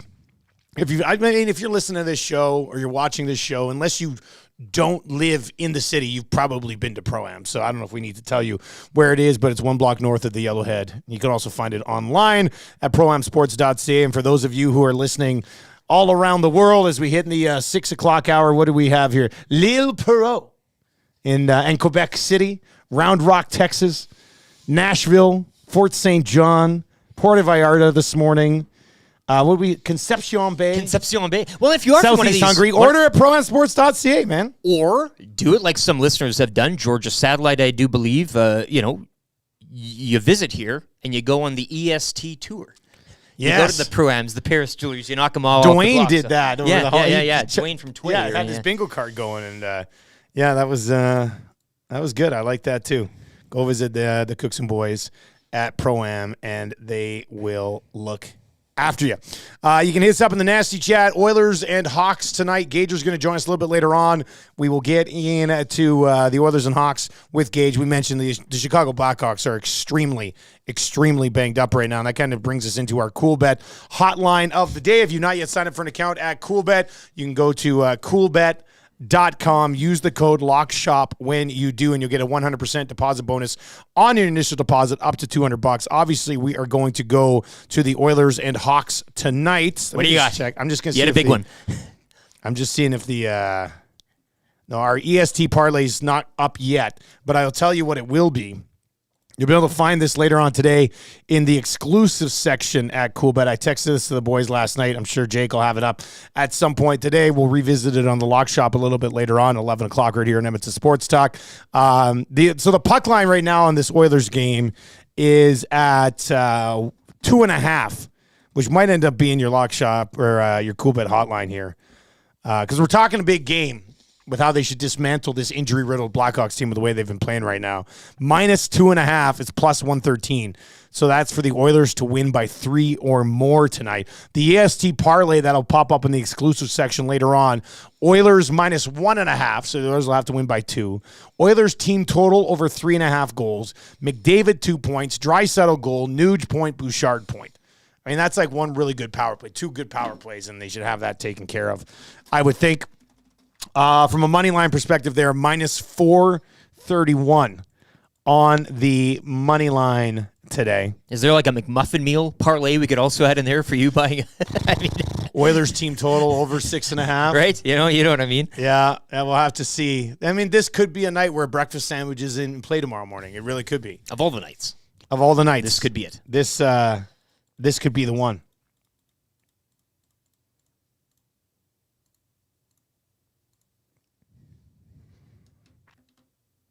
The total in this game is 6.5. If you want to take the over, it's at minus 122. A bunch of player props have already been posted as well. Let me just slide in here and see what we got. McDavid to score, minus 122. Draisaitl to score, minus 111. Hyman to score, plus 109. The Nuge, plus 170. Evander Kane, plus 195. Fogle has better odds to score tonight than anybody on the Chicago Blackhawks. Like that's where we're viewing this game tonight. Kurashev has the best odds to score tonight for Chicago at plus 320. There are 7 Edmonton Oilers above him on the list tonight. Connor McDavid to score a hat trick tonight, plus 1150. Might be just a little bit of a sprinkle there. Hey, just that's an HR. That's an HR Daddy Buck. Put the Liddy down on the table. A bit of dollar on. Look. I mean, they've been rolling. The offense has been clicking. The McDavid line has been in fuego. His line mate just had a hat trick. You want to go bottom 6? You want to look around the bottom 6 anywhere? Yeah. You want to kind of. Ryan McLeod to score plus 330. Connor Brown's only plus 500. I mean, that should be more like plus 1,000. That should be 10 somebody to 1. brought up CC in the chat this morning as well. Now you can get Adam Ernie odds tonight. Yes, this is amazing. He doesn't get a cup at Popeyes, but Cody he's getting odds CC 11 to 1. Somebody did. Was it in the chat or in the inbox? Yeah. Somebody was saying, where do we come out on a CC goal tonight? Yeah, 11 to 1 on that front. By the way, Kemp has been called up for this road trip. 0 goals, 5 assists in 26 games. He's a stay-at-homer. Although, mind you, he had over 20 points in the American League last year. But I mean, he's a stay-at-homer. Likely not going to see any playing situation here anyway. But something to keep tabs on. Anyway, let's roll here. Let's get some plus money tonight. Your cool bet hotline of the day. Like I said, we'll play it a little bit safer with that puck line on the EST parlay, which will be posted at some point later on today. But let's get on the Edmonton Oilers, minus 2.5 tonight at plus 113.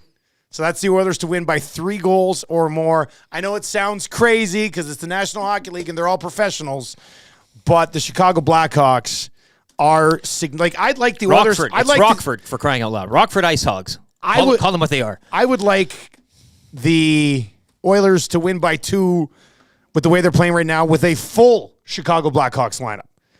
The Hawks right now How lewd. on the that is a hell of a thing for you to say to me. That is a hell of a thing for you to say to me. That's what Jason Dickinson is thinking right now. Right now on the IR, they're rolling Taylor Hall, Athanasiou, Jones, Radish, Tyler Johnson, Beauvillier, Bedard, and Foligno.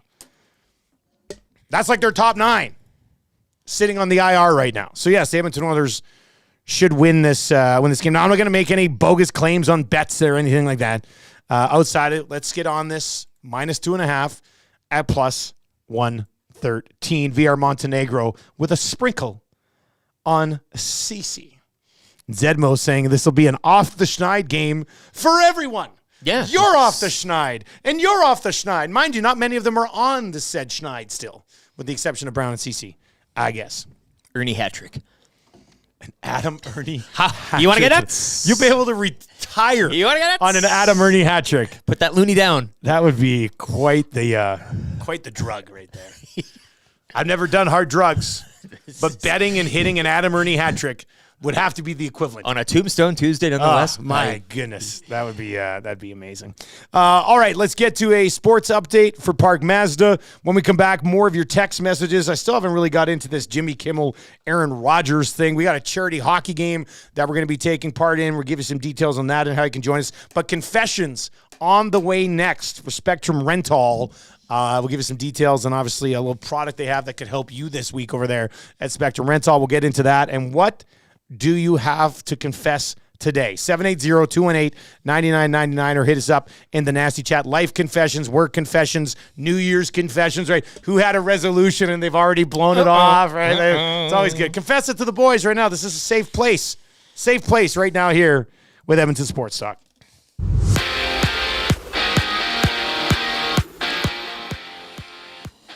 College football's national championship saw the number 1 Michigan Wolverines defeat the number 2 Washington Huskies 34-13. Blake Corum rushing for 134 yards and a pair of fourth-quarter touchdowns. Game day as the Oilers kick off a 3-game East Coast swing tonight in Chicago. They'll look to stretch their win streak to 8. Tom Gazzola will get you set. He'll have your Oil Stream pre- and post-game shows. Coverage begins at 5 o'clock right here on Edmonton Sports Talk. It's one of 10 games around the NHL tonight. Yesterday, the Oilers recalling defenseman Phil Kemp from Bakersfield. Also yesterday, Flyers shipping prospect Cutter Gauthier to the Ducks for Jamie Drysdale in a 2025 second-round pick. Flyers would go on to fall to the Penguins 4-1. Stars shutting out the Wild 4-0.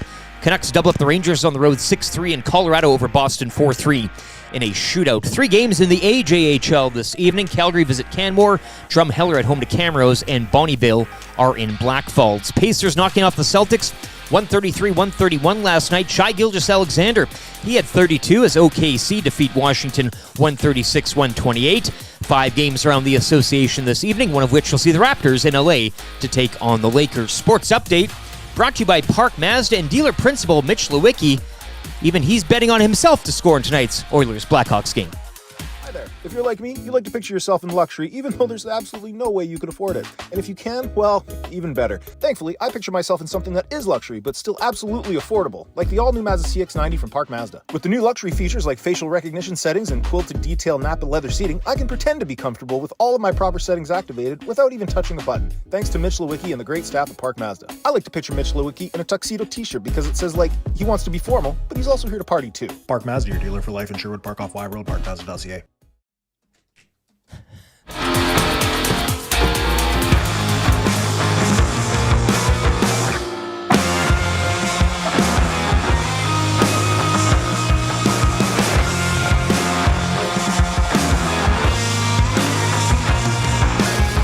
Step closer to the hollow, the devil may care. If I showed you around my heart, would you mind if I shared to show you what's wrong with me? I will not change it. I will wait patiently while you get painted out. Let me into your untainted tribe to be the one who gets to live a lie. Oh, let me lie with you. I'll be a perfect stranger. I wanna be that stupid boy that you don't talk about. You better believe there's a shot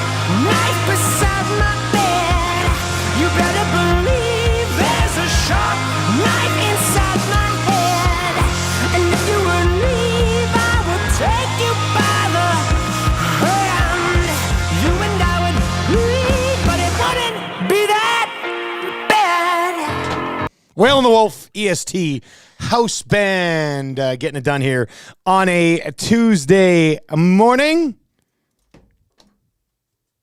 You can text us anytime. 780-218-9999. And it is time for confessions. We're going to get to a few confessions, our confessions, your confessions, and many others. Keep them coming in. 780-218-9999. Or in the nasty chat, what do you have to confess tonight? We'll get into that. As always, confessions brought to you by our great partners over at Spectrum Rental, where they confess to welcoming the upcoming chilly weather because it's not easy to rent heaters when it's +7. And that's one thing you can rent right now. Spectrum Rental, now would be the time. These guys are awesome. They offered me the heater for the backyard rink, which is now ready to go. It's ready to go. I checked it yesterday. Kids can start skating, except it's going to be too cold for the next week to use it. So it's a real kick in the balls for the backyard rink community. But if you have anything going on outdoors over the next 5, 6, 7 days, and you just need a heater for a little bit of a stretch here, get it done at Spectrum Rental. Go see Bruce and his team over there. They will look after you, and you will keep your crew, maybe you just like to hang out outside. Maybe you're a permanent short guy like my old ex-brother-in-law there, T-Roy. Wears shorts year-round. Man, oh, man. And get some shorts in the... those legs don't get lie. Get a heater hey? in the backyard so you can still be shorts guy or something along those lines, right? So now would be a time. It would be tough to be in the business where you rent heaters this year so far through the winter. Now we're going to get a good dose of it. I'm sure these things are going to go quickly. So find your heaters to rent at Spectrum Rental. They also have, everything else that you would need. I like someone out there sitting on like a pile of them, like they bought early, right? Like, you buy low, much like the investment, right? You're like sitting Trevor on Lawrence. these heaters and double down. Double down. That would be the time. Confession. I've been editing. This is from Vermin. Confession. I've been editing Gager's Wikipedia page, and they keep taking it down under personal life. I like that. That's a nice. I didn't even know confession. Gager had a. I didn't know Gager had a Wikipedia page. What? Maybe adding scalding hot takes jokes. Yeah, that's to what that. I was thinking. What? I didn't know Gager had a Wikipedia page. Can anybody have a Wikipedia page? We have to talk to Gager about his Wikipedia page. It's not that populated here. Eh? Look at this. Uh-oh. Oh, boy. Personal life, it says, Oh, my God. Nielsen Show Beauty listed and certified AM Nasty. Commonwealth Stadium's premier wiener slinger. He will feed you the meat. First on-air consumption of a 6 o'clocker lager at Edmonton Sports Talk. Future judge of scalding hot takes. It's already on there. Up to the minute. It's already on there. The goalie of the hit EST program, 2 guys and a goalie. Financial advisor with K4 Financial. He guarantees to make you money or he will pay you in leftover meat. First overall selection in the Nielsen Show draft of bald people and subsequent winner of aforementioned draft. Former cable guy. To quote Chip Douglas, free cable is the ultimate aphrodisiac. Like the quote in there. Disgraced commissioner of a second-rate F1 fantasy league and denier of a well-earned construction championship to one Matt Cassian. I see this and I feel like Cassian is updating this. Yeah. Man, Gager's Wikipedia page That's sharp. is mostly just stuff about Edmonton Sports Talk, Just which is point amazing. forums, It also says at the top, during the 2001-2 season, Gage was named MVP of the British Super League while playing for the Irish Scottish Eagles. That's an all-time Wikipedia page, though. My goodness. I love how future judge of Scalding Hot Takes on the Nielsen Show is sitting up there right now. This is great. That's just sharp. Like That's good. Guys, confession, I stole Eric's proposal plan almost exactly. I took her to Candy Cane Lane the day after your last show before Christmas, waited until we were off the lane to avoid the horse crap issue, even then saw family before Christmas and went to Saskatchewan to see her family. I feel like I'm living Eric's life. Yeah. That's a great life. Yeah, it's just good for you for avoiding the horse crap. I trust the weather was probably a little more balmy than it was when I did it. But yeah, Candy Cane Lane, man, you've been there during the season. It's a festive little place. Yeah, we were there this year. Memories, We were eh? there this year. Yeah. They had a little kissing booth and everything. My wife was frustrated with me because I wouldn't go in the kissing booth with her. But I was like, man, there's so many people around. And when I go to kissing booth, I only want to make out. Yeah. Well, So what am I supposed to do? You don't want to catch anything, right? Yeah. Well, this is great. Well, congratulations to Amishman. I mean, I'm assuming she said yes because they went to see family after. Yeah. That would have been that would have been a little. But that's that proposal prior to the Christmas visiting, and you're showing off that ring like you're the talk of the town. You might as well just whip it out right there. I mean. Hey guys, years ago I edited Robin Brownlee's Wikipedia page. Oh boy. He got very angry and blocked me on Twitter. Yeah. That went in from Tube Socks. Like Brownlee has a like. Do you have a Wikipedia? I don't have a Wikipedia. No. I don't. No, please. Brownlee has a Wikipedia page. Like, it blows my mind.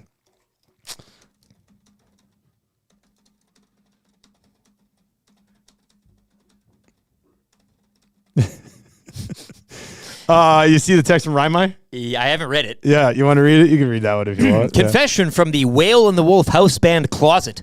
Luke went on a tear after the Huskies lost last night, drank a whole bottle of Drambuie in here and pissed himself.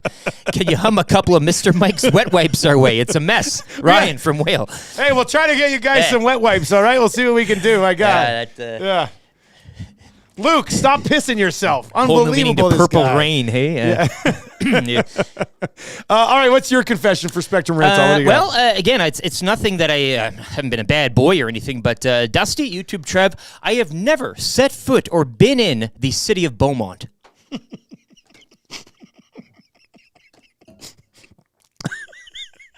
I don't know what I'm supposed to say. Like that doesn't technically surprise me. Nothing against Beaumont. No. There's nothing there that would draw you in. I haven't been avoiding it. I've gone public skating in Beaumont with my kids. See, okay, so you haven't had a buddy there a couple of times. I just find it funny that I've been here since 2010. I've been all around the satellite communities. Redwater, whatever. Gibbons, like, some really weird places, right? Like farms and all that. Beaumont's not even that far away. I know, and actually, I see people.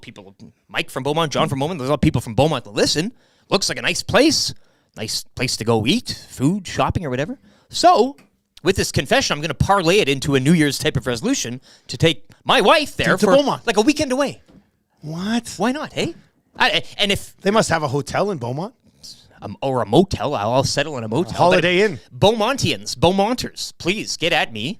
Let me Where's know. Mick when you need him? I'd like to kind of make a list of what I need to do in Beaumont. Never been. I love the idea of you taking your wife for Valentine's Day on a trip to Beaumont. She doesn't know yet. I haven't sprung this question on her. She's quiet. But it's just a day out to Beaumont. Will you go to Beaumont with me? Yeah. Use those air miles. I think I'm ready. Man, that's all the places around, and you've kind of been in, but never there. That's not wild. avoiding it. No offense, but Sam says there's no hotels in Beaumont. Not one. There's got to be a motel. There has to be a B&B. There has to be some sort of place to stay. Well, there's got to be an Airbnb, but there has to be a. Come on, that guy's pulling our leg. There's got to be. That's an old Beaumont joke. I think that's probably what they do. No hotels in Beaumont. Stupid Winnipeg airport thing. Yeah. Mick from Beaumont says he'll show you around. I'd love a tour guide. There you go. Yeah. Hourly rate or what? Chris says, Eric, the cinnamon buns at Chartier are worth the trip to Beaumont alone. That's the place I was hearing about. Let's stop treating it like it's a significant trip. He's yeah. oh my God, all you do is go down the Henday, turn right. You're there in 4 minutes. Pinky raised, Chartier, right? It's not Carter's, it's Chartier.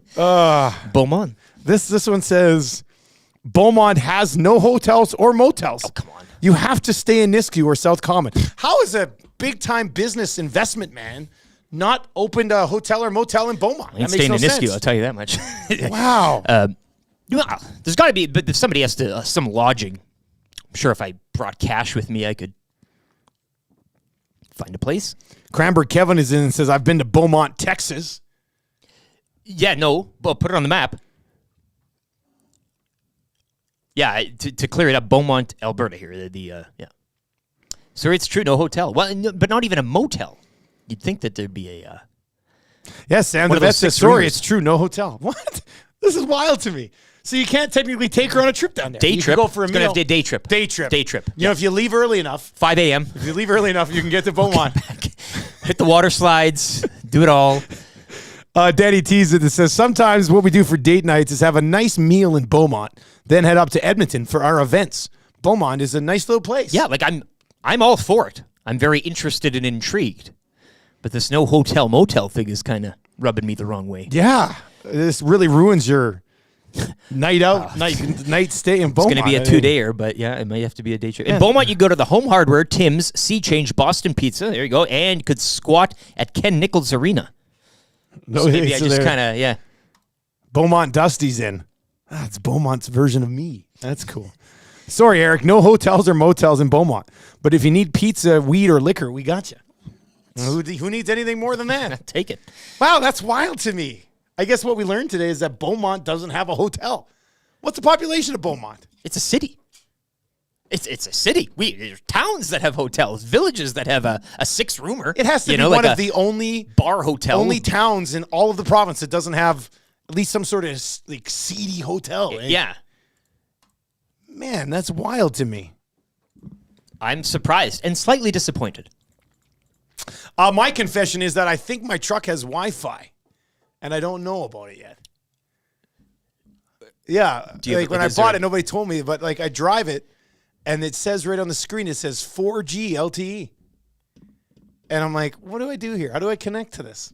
I don't know how to. I don't know if I do. Password? Can I connect my phone to the Wi-Fi that my truck is providing to me, or is that just for like navigation and stuff in the truck? I'm not sure. I noticed this. We were driving over the weekend, and Tammy's like, I think your truck has Wi-Fi. I was like, what? Vehicles have Wi-Fi? This is nuts. Your hotspot. Well, that's what I mean. Can I hotspot to this? Like, if I have my laptop and I have to pull over and do something, can I whip it out, connect it to the truck, and send an email through the truck Wi-Fi? I don't know. But I feel like it's there. Well, you'd be streaming shows. I mean, I could do anything. You could live, and now you're getting that box cover.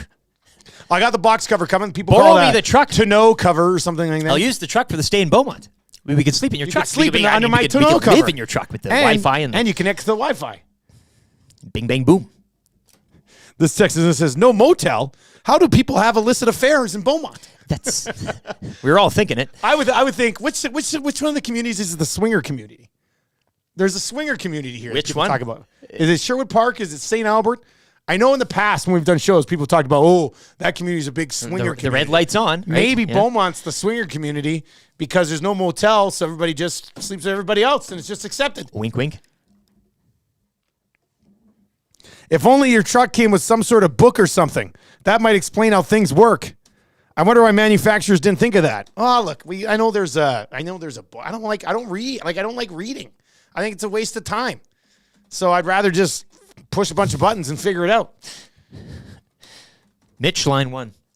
Hey, Lewicki will get to the bottom of this. Yeah, well, Mitch will figure it out. Sheldon on my garbage just, why don't you just hotspot off your mobile phone? Yeah, but well, why would I do that when I can do it off my truck? It's so much cooler. Are you paying? What's the plan? I don't know if I'm Maybe paying for this is a used vehicle, correct? Like but so somebody else paying for my Wi-Fi? I don't know. Am I paying for this Wi-Fi? I don't know how it works. This one is in and says you need to pay for the Wi-Fi. Yeah, we're all tied up here. You call your dealership, and the 4G you see is Dusty. You need to connect to a carrier for the hotspot. Man, Gage might be able to figure this one out for you. He has. Bumblebee Tuna Boys, yes, your truck will have Wi-Fi, and it should be free for the first couple of months if you bought it brand new. And yes, you can put your phone to it. Extremely fast, though. Extremely fast? So you're in that trial period, maybe, hey? Maybe I'm in a trial period right now. One of these days is going to drop off. I don't technically know if I really need Wi-Fi in the truck. I'm very fascinated by it. Sure, yeah. But when am I technically ever going to really need the Wi-Fi? Shanzi says the sales guy should have shown you in the delivery. I kind of said, oh, no, I know what I'm doing. I'll just be honest. I remember it's like, you don't want me to show you all this stuff? And I was like, don't worry about it. And now I'm sitting here being like, I don't know what to do with this. You see that Atif confession there? I saw it. It's a five-liner. There's been so many more text messages that have rolled in since then. Let me give this a quick once-over.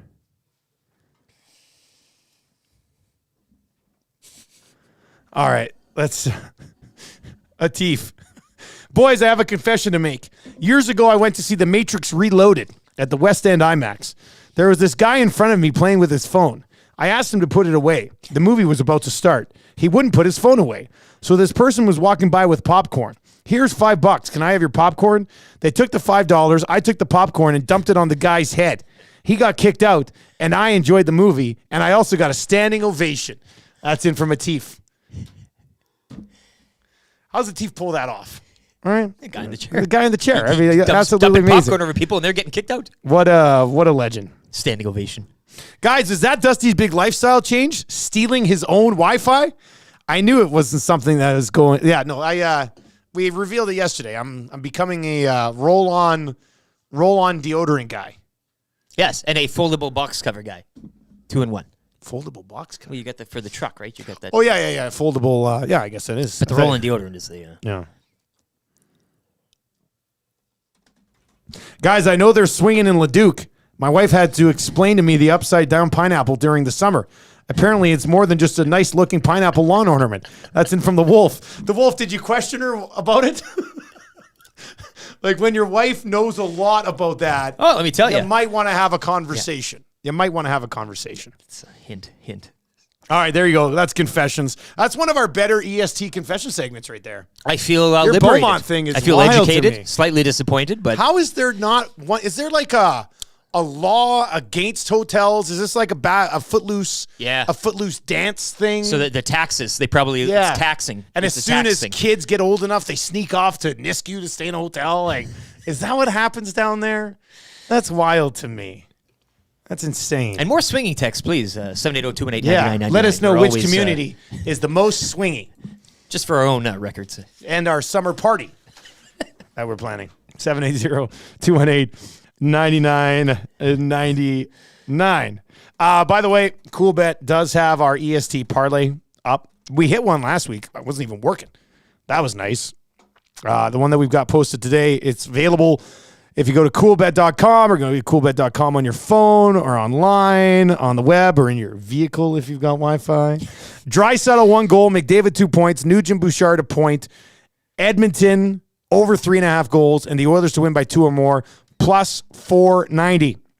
That's plus 490 right now. So if you want to hop on that, I feel like it's probably going to get hammered by Oilers fans, and that number might end up moving a little bit. But Draisaitl with a goal, McDavid 2 points, Nugent Bouchard both with a point, Edmonton team total over 3.5 goals, and the Oilers to win by 2 or more, plus 490 over at CoolBet right now. Okay, I did put a little bit of time aside here. I want to get into this Aaron Rodgers Jimmy Kimmel thing, because what happens next? Like, so Rogers is going on McAfee again today. He was on there, was it last week or was it 2 weeks? It must have just been last week. This is got a very much Cutter Gauthier Philadelphia Flyers vibe to it, where you're like, this is so ridiculous. So Aaron Rodgers, like, Jimmy Kimmel did threaten to sue Aaron Rodgers for defamation, basically, after Rodgers basically implied that Jimmy Kimmel's a pedophile. And, Aaron Rodgers probably deserves whatever he gets here. Jimmy Kimmel absolutely raked him over is that the saying? Raked over the coals? Dragged over the coals? Yeah. I feel like it's raked him over the coals last night. Freedom of speech is not freedom of consequence. Yeah. Well, anyway, Whatever, so Kimmel just goes off on Rodgers yesterday. Rodgers, during a Jets, like, he's such a distraction, but I feel like he doesn't believe he's the distraction. Oh, no. The hubris is high. It's wild to me. This guy lives in his own little world. It's insane. He was talking about the availability at the end of the season with the Jets. He was basically talking about how if you don't want to, if you're going to be a distraction to winning here, we don't need you. And obviously Jets fans had quite a bit of fun with that, because if there's any distraction, it would be Aaron Rodgers. So now Rodgers said yesterday, he's going to comment on the Kimmel situation on McAfee today. I don't see, like, Kimmel said last night, I can't believe we're sitting here talking about it. Jimmy Kimmel, Aaron Rodgers. Like, what the hell is going on here? I'll go back to suburb swinging if you want. We can also do that. But Kimmel said last night, if Aaron Rodgers were to apologize for alluding that Kimmel's afraid of the Epstein list or what the hell ever, he would accept his apology. He goes, but I don't think he's going to apologize. Do you think there's any way Rodgers goes on McAfee's show today and apologizes for dragging Jimmy Kimmel's name through You're the asking mud. me as a chance to put out a fire or pour more gasoline on it. What's he gonna do? What am I?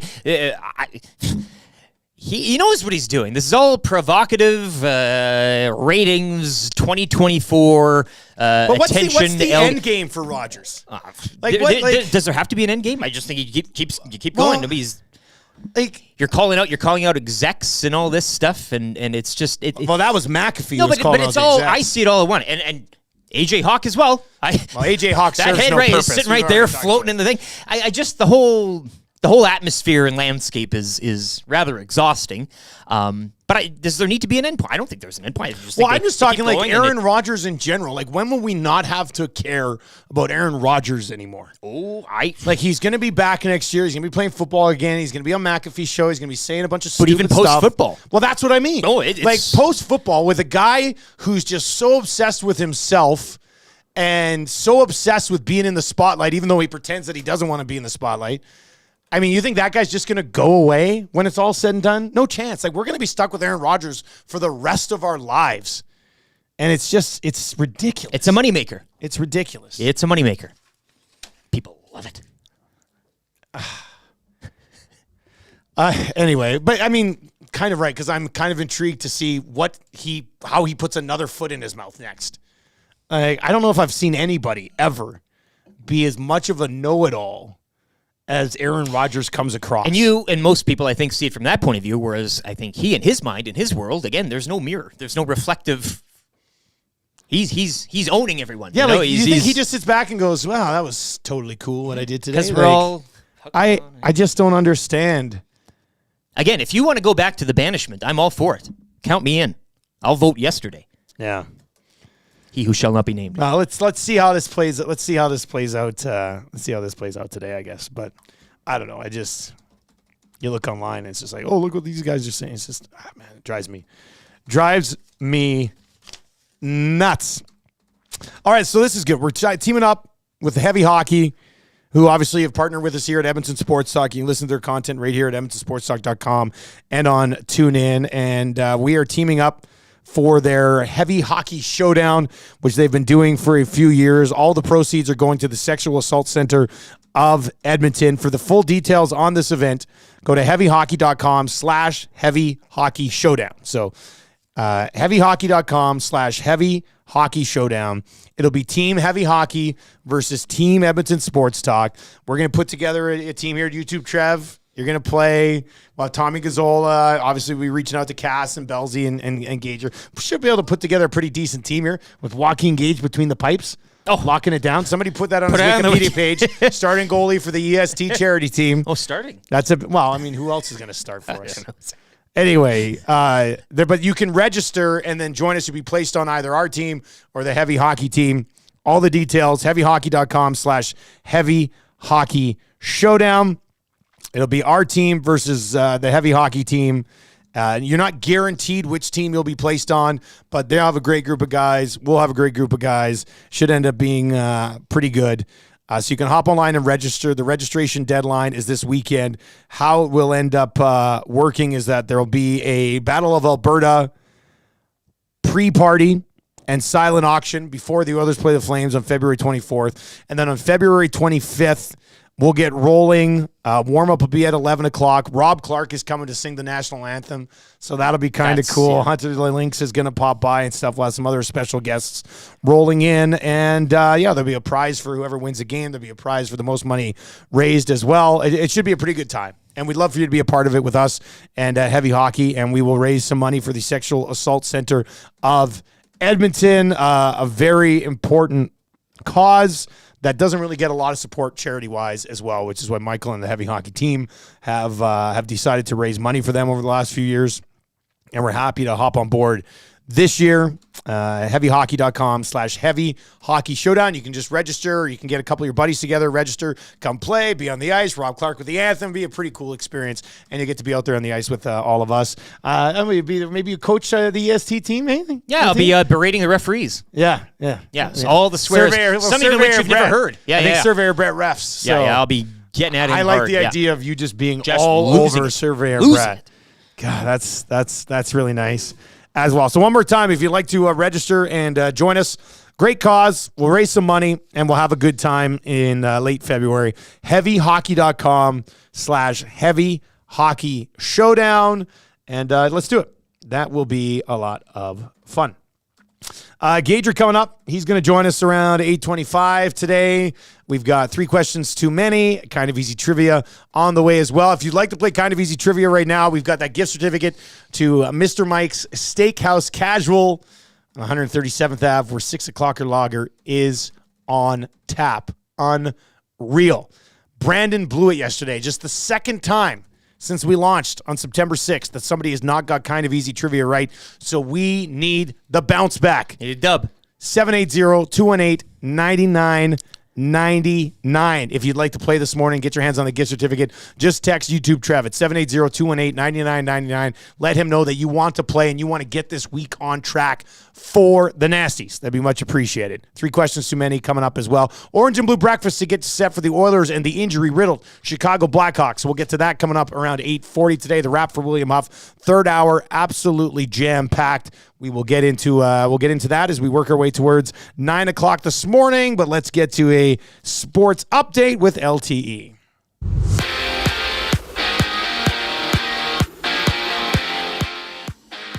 That's right. Oilers kicking off a 3-game East Coast swing tonight. They're in Chicago, looking to stretch their win streak to 8. Tom Gazzola will get you set. Your Oil Stream pre- and post-game shows. Coverage begins at 5 o'clock right here on Edmonton Sports Talk. It's one of 10 games around the league tonight. Oilers yesterday recalling defenseman Philip Kemp from Bakersfield. Also yesterday, the Flyers shipping prospect Cutter Gauthier to the Ducks in exchange for Jamie Drysdale and a 2025 second-rounder. The Flyers would go on to fall to the Penguins 4-1. Dallas shutting out Minnesota 4-0. Vancouver over the Rangers 6-3, and Colorado taking in a shootout 4-3 over Boston. Number 1 Michigan Wolverines capturing the college football national championship last night as they defeat number 2 Washington Huskies 34-13 down in Houston. Back over to hockey. 3 games dot the AJ schedule tonight. Calgary in Canmore. Drumheller at home to Camrose, while Bonnyville visit Black Falls. And in the NBA, the Raptors on the road. They'll visit the Lakers tonight in one of 5 games around the association. This sports update brought to you by Claiborne Services. They are hiring now. Looking for journeyman bricklayers and all level of apprentices. Start a new career or take your current one to the next level with their well-established mentorship program. Visit www.claiborneservices.com for more.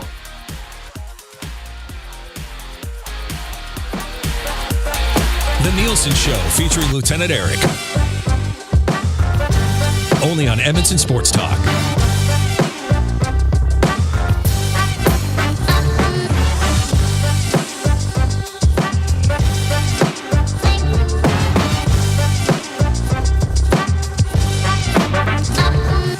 .802 on the Nielsen Show. Thank you very much for joining us. I wonder if the flurries have started to fall. Let us know. We're in a studio that has one window, but the blinds are down, so we don't know. It could be Armageddon, and we'll still be going strong. Like on my weather app, it says -14, and the snow has not yet started. So we'll see. Up to -12 today, -17 for tomorrow, and then -23, -30, -29, -26. She's a chilly one. A bit nipply. She's a chilly one out there. So we'll get into that as we continue to work our way through the show this morning. You can text us anytime into the Paris Jewelers inbox. PJ's, the place to be for Valentine's Day. We were debating it on the show earlier. Do you go in and you buy some jewelry, or do you just get the gift certificate and give your significant other the gift certificate to Paris Jewelers for Valentine's Day? What's the move on this one? 780-218-9999 or in the nasty chat as well. It's an all-time decision there. I'm living through it right now. That's a big one. I purchased 2 pieces of jewelry. But you got the receipt. You always keep the receipt. The receipt is basically a gift certificate. However, now it's the going back and exchange. You're right, but the gift certificate, it's like this admission, as somebody pointed out, I don't know what I'm doing. Here, this is for you. And as I said, too, dress it up a bit. Take her or her take him out. Make a day out of it. I will take you. Shopping spree. Here's your gift certificate. Maybe put it on a big placard, like those novelty checks. Yeah, that'd be cool. Like not just hand a gift certificate. Yeah. Do it up. And we have Valentine's Day at PJ's. That's what this is all about. Paris Jewelers, family owned and operated. Visit them at parisjewelers.com. Get an idea for what you're looking for. Pop in and pick it up. All right, who's playing Kind of Easy Trivia today? We got Brett today. Brett. And he's pumped. Oh, he's pumped. He's going to win it. Yep. Oh, he called his shot he's basically confident. already. Yeah, very All confident. right, Brett's going to play Kind of Easy Trivia today for Mr. Mike's Steakhouse Casual, the casualest place ever on the corner of 137th Ave and Mark Messier Trail. They also got that brand new location in Fort Sask as well. Get yourself the classic Mike Burger, pickle in, pickle out. Absolutely delicious. 6 o'clocker lager on tap at the corner of 137th Ave and Mark Messier Trail, which is still pretty cool to say. And hopefully it's moving pretty well. If you haven't had one yet, you're going to absolutely love it. Apparently it's even better on tap. All right, Brett is going to play Kind of Easy Trivia today. Needs to get 3 of 5 correct. Let's bring in Brett this morning. Brett, good morning. How you doing, buddy? Well, I'm kind of in shock. There's no hotels in Beaumont. Like, is there bed and breakfast? What do they have going on there? It's weird, right? How is there not a single, even like an old motel that's been around for 60 years? Yeah. Like, the Beaumont tourism industry is failing miserably. That's the only thing I can think of. EST money? Take your EST money and build a hotel. It's got to succeed. Wouldn't that be Here something? we go. The EST, stay and play in. And you don't even need Wi-Fi. Just park your truck outside and let them hook up to that. Oh, Brett. Oh, let's do this. I hope you get it right, man. We need 3 out of 5. You ready to roll? Let's do it. All right, here we go. Which team won the NCAA football championship last night? Michigan. What is the last name of Michigan's head coach? Harbaugh. Which NFL team does the other Harbaugh brother coach? Baltimore. Who do the Oilers play tonight? Chicago. Name one player on the Hawks. Injured Bedard. Boom. There you go. Got it. 5 out of 5. Clutch. No! No! Oh, my God. Damn it, Shake, stop it! They are going to remember that AM radio is a viable and modern source for news and entertainment. Totally. People don't listen to AM like they used to. Seems like it's more about FM and color TV. That's stupid. It sure is, Kevin. I'm stoked. You stoked? I'm stoked. Just so stoked. You cannot come to my house. No, not today. Cannot come to my house. No, not today.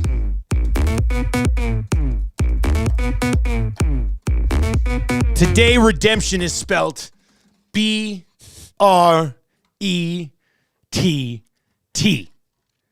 It was Brett, right? Not Brent. Hell of a performance. But Brett came in, made some funny jokes. Yeah, hit your truck. It was listening Put that today, in with obviously, yeah. and then went and nailed it. I was a little worried. There have been people who would screw up the Harbaugh stuff. Well, don't you think? Yeah. Last night when I was putting these questions together, I was John. like, man, that's why I said last names. I was trying to keep it real and simple. Yeah. Hell, I can barely tell them apart sometimes. So, yeah. This text is in and says, as a Beaumont native, we don't need no damn motel/hotel. Yeah, but that's exactly Because you live that's there. exactly what a community would say for somebody who lives there. It's got to be a tax purpose. It's got to be they're avoiding there's some loophole here. Okay, wait. What is the population? Have we 20,000. I looked it up. No. Isn't that insane? It's a city. 20,000. Beaumont has 20,000 people and there's no hotel or motel? City. Apparently. Cranbrook has a population of 17,000. There are several hotels and motels. Go down the list, right? Like, there are hamlets with places you can stay, bro. That is insane to me. I feel like everybody's in on this bit. Something's afoot. And we're Yeah. out. Like, there has to be a hotel or motel in Beaumont. It just doesn't make any sense. And don't say, oh, it's really close to Edmonton. Well, so are Sherwood Park. There's hotels there. Spruce Grove. St. Albert. There's Closer. hotels in all these Closer. places. Man. Where do teams stay when they come to a hockey tournament? It just doesn't make any sense to me. Oh, well. Gager's going to be by in a little bit. We'll have the orange and blue breakfast to get you set. That's brought to you by Mobile One and Blue Water Lubricants. We'll go there as well. The wrap for William Huff a little bit later on. Oh, we had two. I wanted to get to the 6 o'clock hour, but we got carried away on the Philadelphia Flyers thing. 2 huge additions to the office yesterday. We're going to get into that. Which one ends up being more important? We'll go there around 8:20 today. And it doesn't include my Trapper's little no, it doesn't include penny your that I Trapper's pennant. But that's also a big addition. I like that. Let's get into 3 questions too many today for Park Mazda. Lieutenant Eric, do you have a liner? 3 questions too many, brought to you by the great staff at Park Mazda, where the company are thinking about opening a hotel chain starting in Beaumont. Park Mazda, your dealer for life. Mitch is probably there breaking ground right now. Smart man. This is the ultimate race.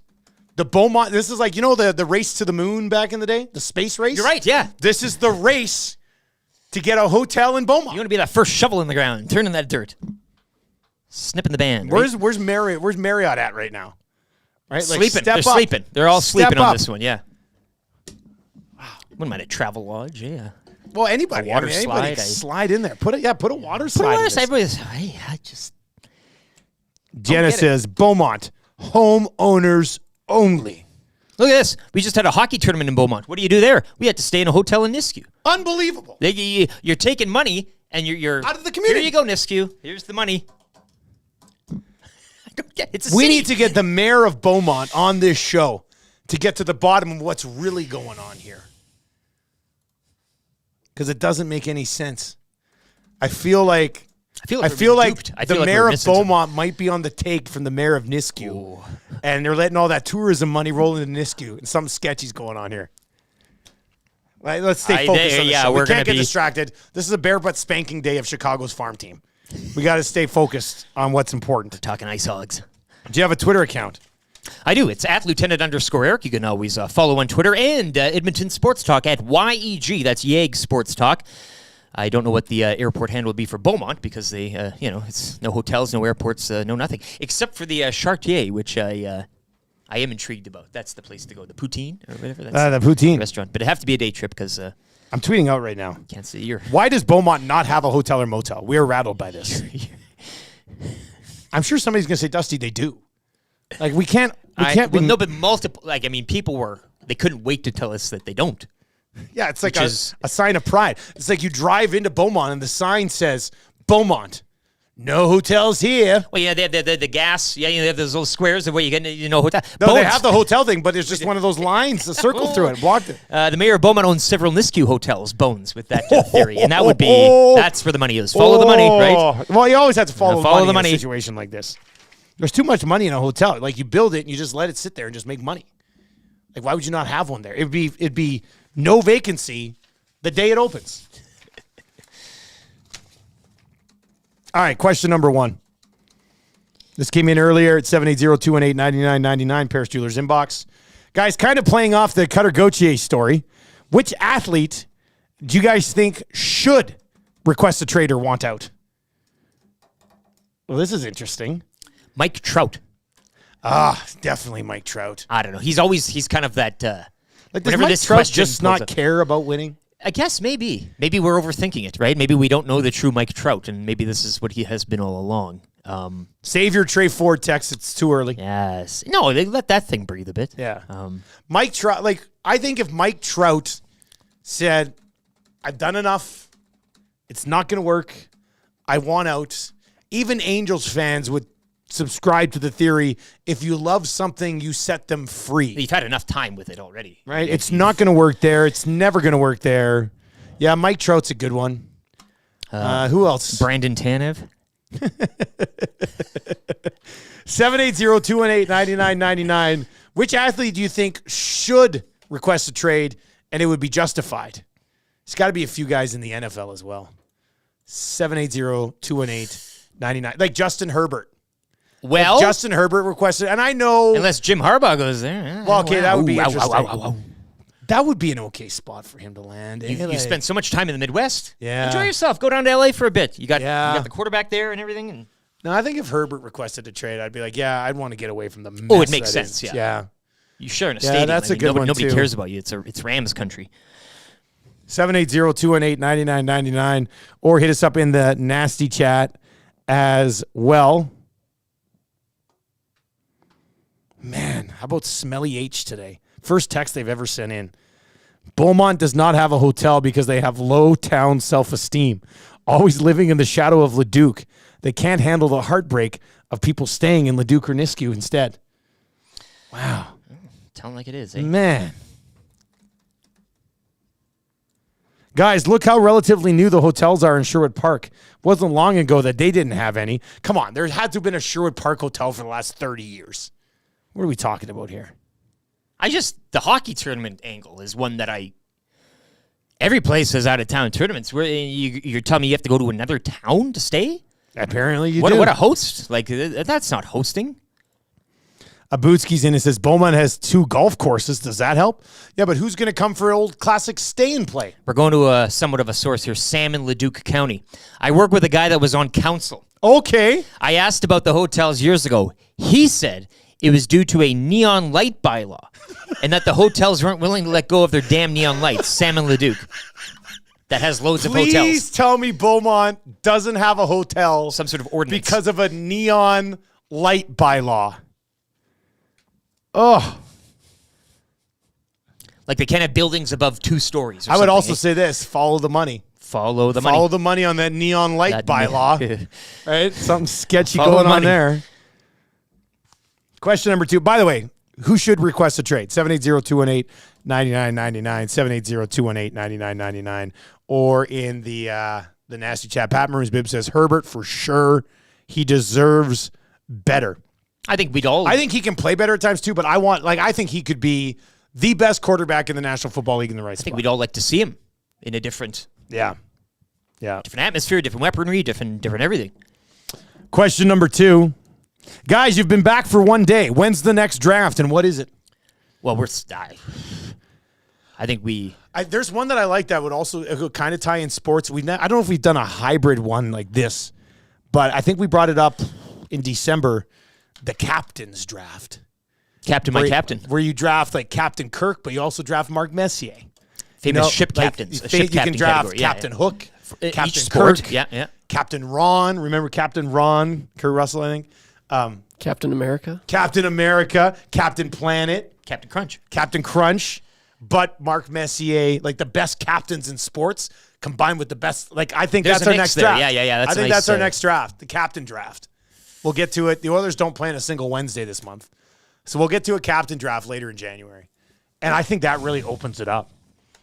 Like, are you looking for that Oilers vote and you're drafting? Or do you just, Captain Haddock from Jaws? Jack Sparrow? Captain Kangaroo. Jack Sparrow, Captain Kangaroo. Did we say Hook? Yeah, we said Hook. What else we got there? Captain Bligh, Captain Barbosa. Captain Barbosa. Blackbeard. Drafted Captain Blackbeard. Han Solo, I guess, a captain He was of a the captain Millennium, of the Millennium Falcon. Like the terminology now can get a little deep. You can really... Would Han Solo be eligible? Because he's not Captain Han Solo, but he was the captain of a ship. The Millennium Captain of a Falcon. ship. So, yeah, I think Han Solo would have to be eligible. You'd have to hit those sports. You have to hit the hockey. You got to hit the sports captains hard. Yeah. So there's That's a tough very one. much a strategic draft here, and we haven't done this one in the past. So I like the. That's a good one. You I like that one. Yeah, that's draft fun. The captain's draft. There's a lot you can do with that. Yeah. Captain Canuck. Captain Morgan.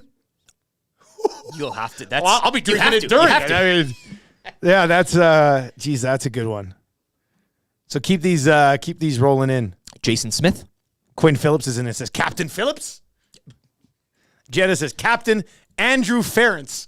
See, that's actually. I wonder if we have a category for worst captain ever. Not necessarily saying Andrew Ferentz gets that, but do you have for the worst captain of all time? Non-memorable type of. Yeah. We could have a lot of fun with captain's draft. Let's do it. Let's lock that in. January's draft, captain's draft. Do you sound good with that? I think that's good. Quinn obviously is on board. She's the commiss. She likes it. I think that'll be a really, really good one. That's a lot of good time for prep here, too. We got like 3 weeks to talk about a captain's draft. Ooh, I'm excited for that. That's going to be a lot of fun. All right. Question number 3 today. I don't know if I'm going to find this one.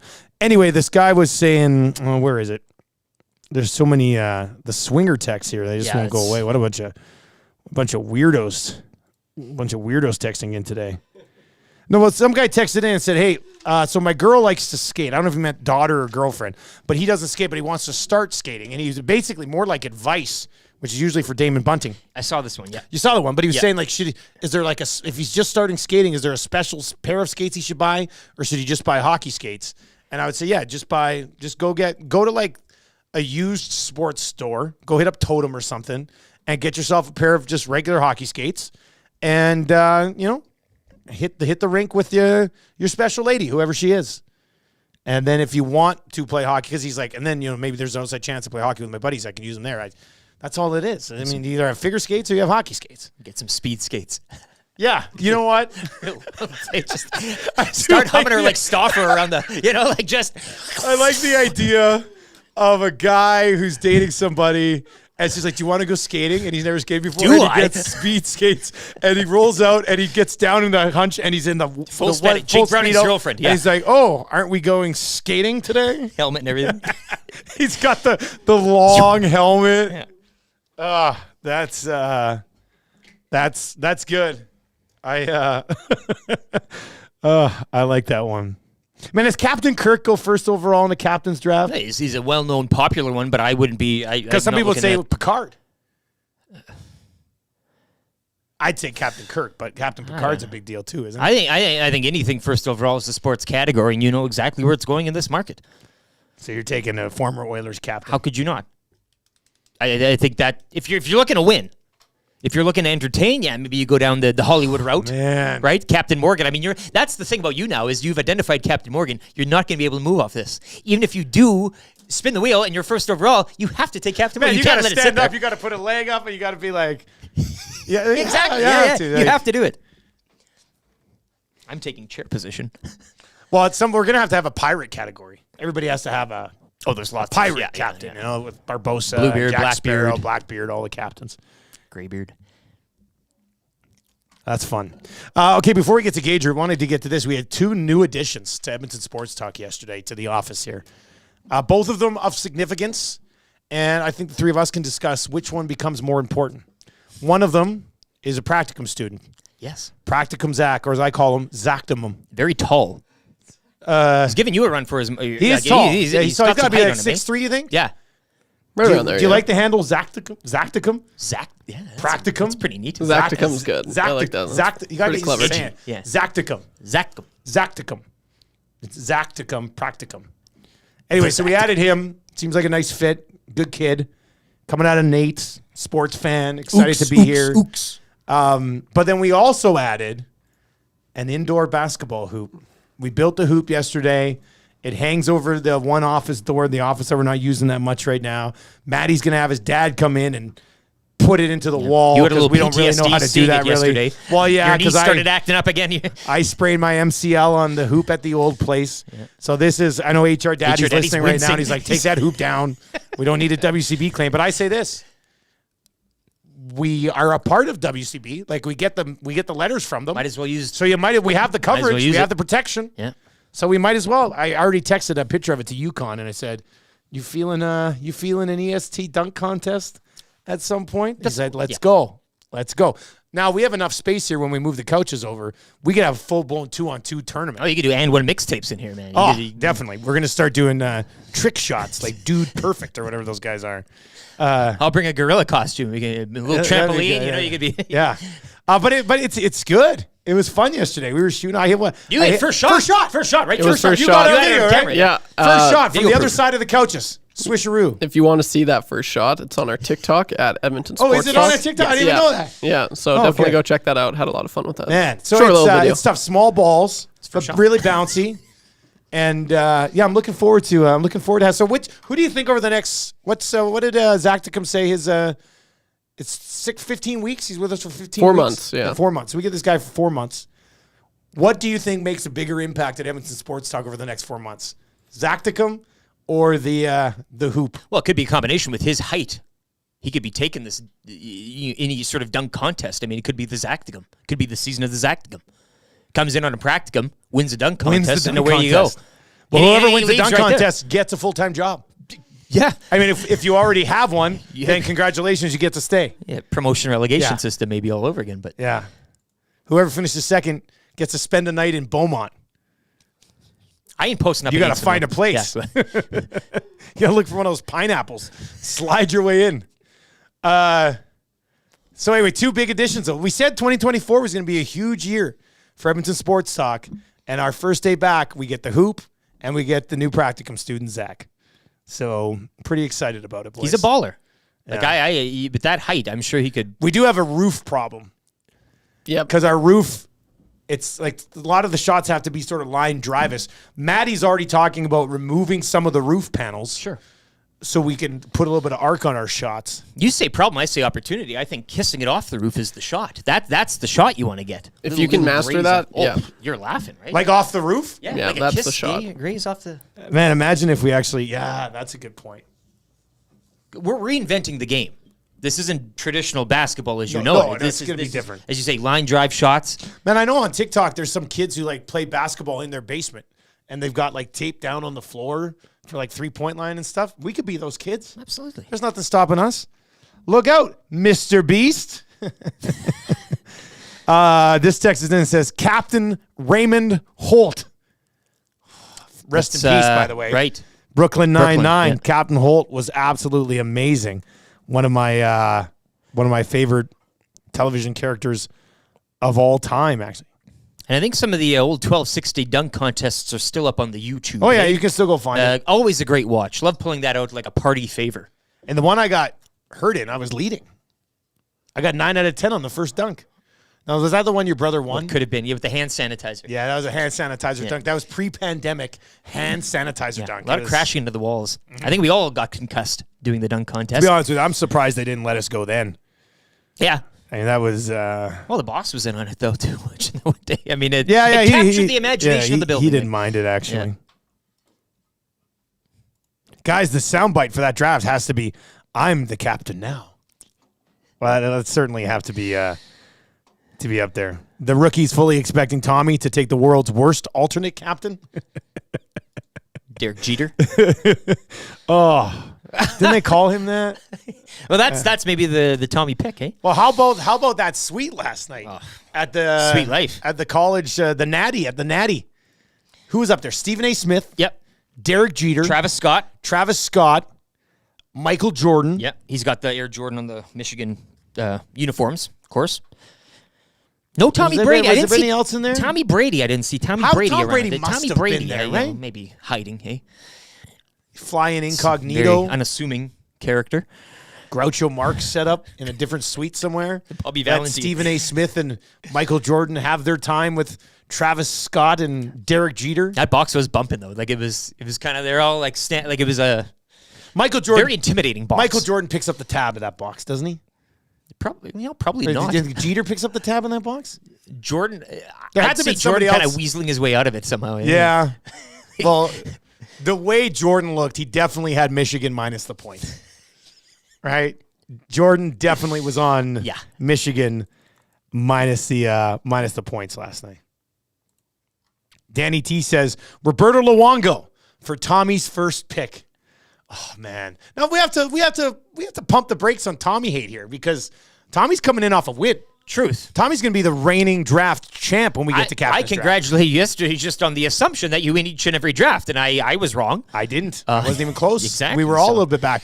Jay Milne was closer to you and I than he was to Tommy Gazzola. Like a pretty convincing win for Tommy. With that being said, do I think he would still take Roberto Luongo in a captain's draft? Yes, I do.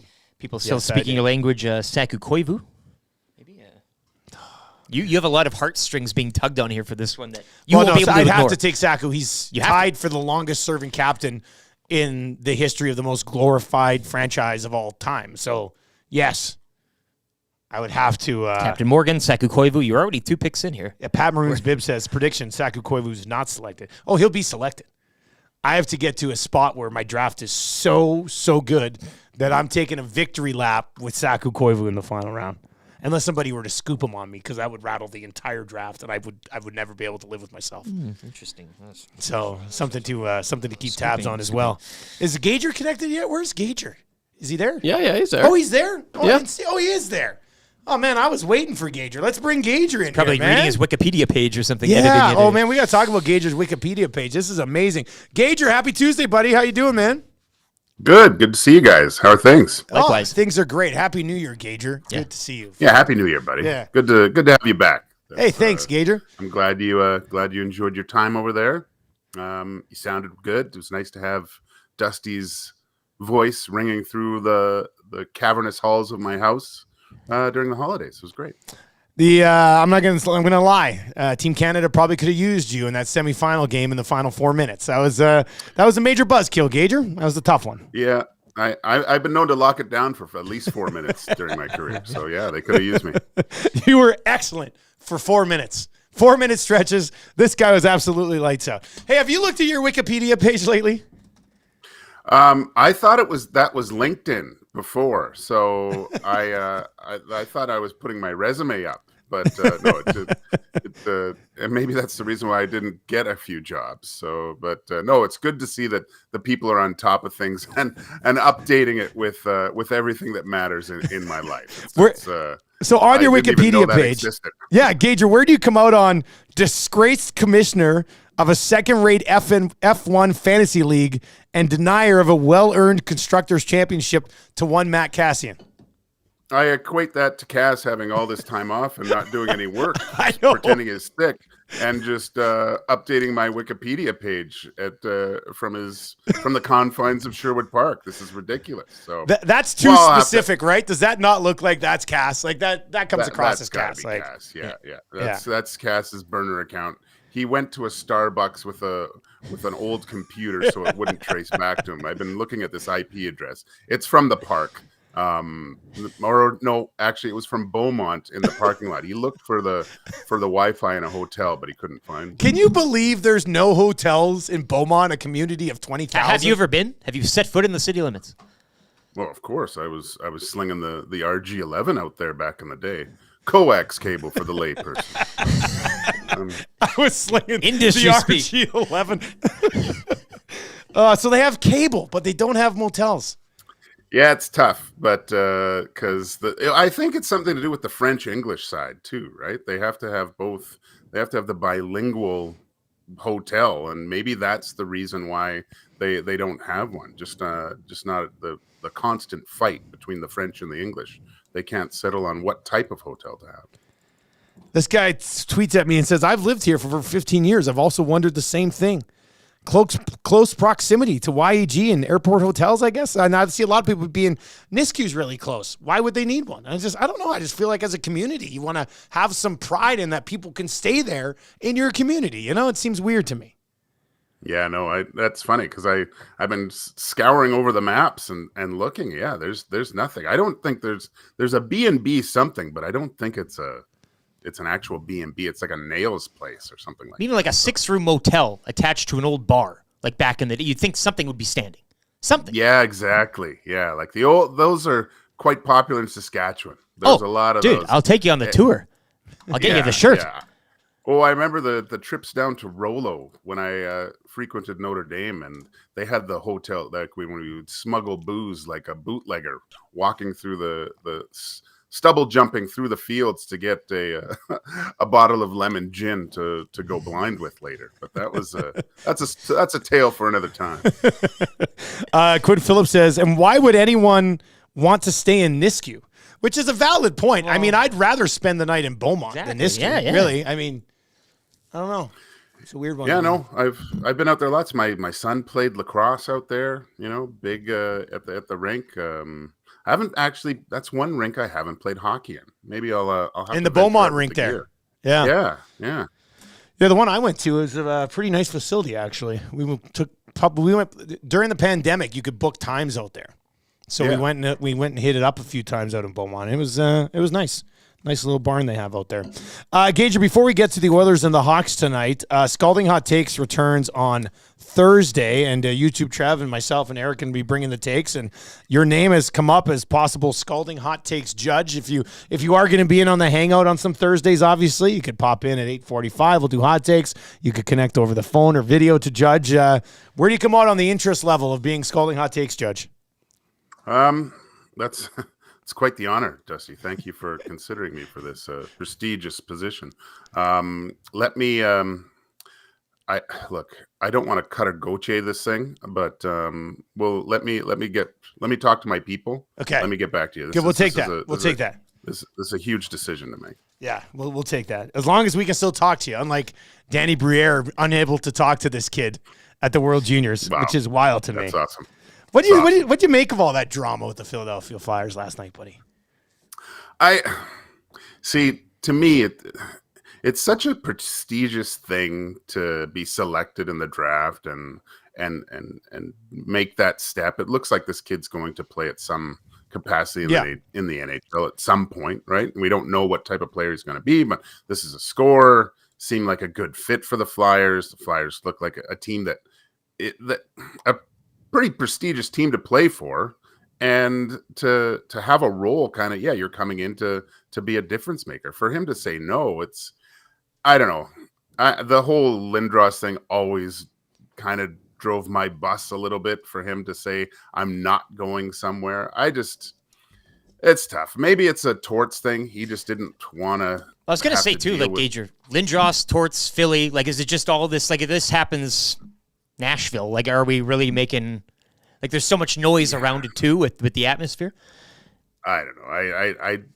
Look, this kid better show something when he finally gets to to Anaheim, I guess. But I don't like it. I think it's I love Noodles talking about that whole fiasco at the draft. Yeah, that's one person we got to make sure when he's in town that we strap him into the hangout for 2 hours, because it would be one of the most epic 2-hour episodes of the hangout ever. If you can sprinkle in a little Strudwick with him as well, it is magic when you get those two together. So maybe I'll have to I'll get to the goalie union, see what Noodles is doing, because I know he frequents Edmonton in the summertime, which would be a great time. Yeah, a little inebriated. An inebriated Noodles, or maybe just slightly buzzed. Yeah, Noodles get a White Claw or a Two Hoots in him.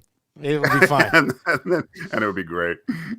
Joaquin Gage with us on the show this morning, brought to you by Pro-Am Sports. Gager, the Oilers get the Chicago Blackhawks tonight, and you never want to take a team too lightly. The Hawks did just beat Calgary, but they roll in with the following players on the IR: Taylor Hall, Athanasiou, Seth Jones, Taylor Radish, Tyler Johnson, Beauvillier, Connor Bedard, Nick Foligno.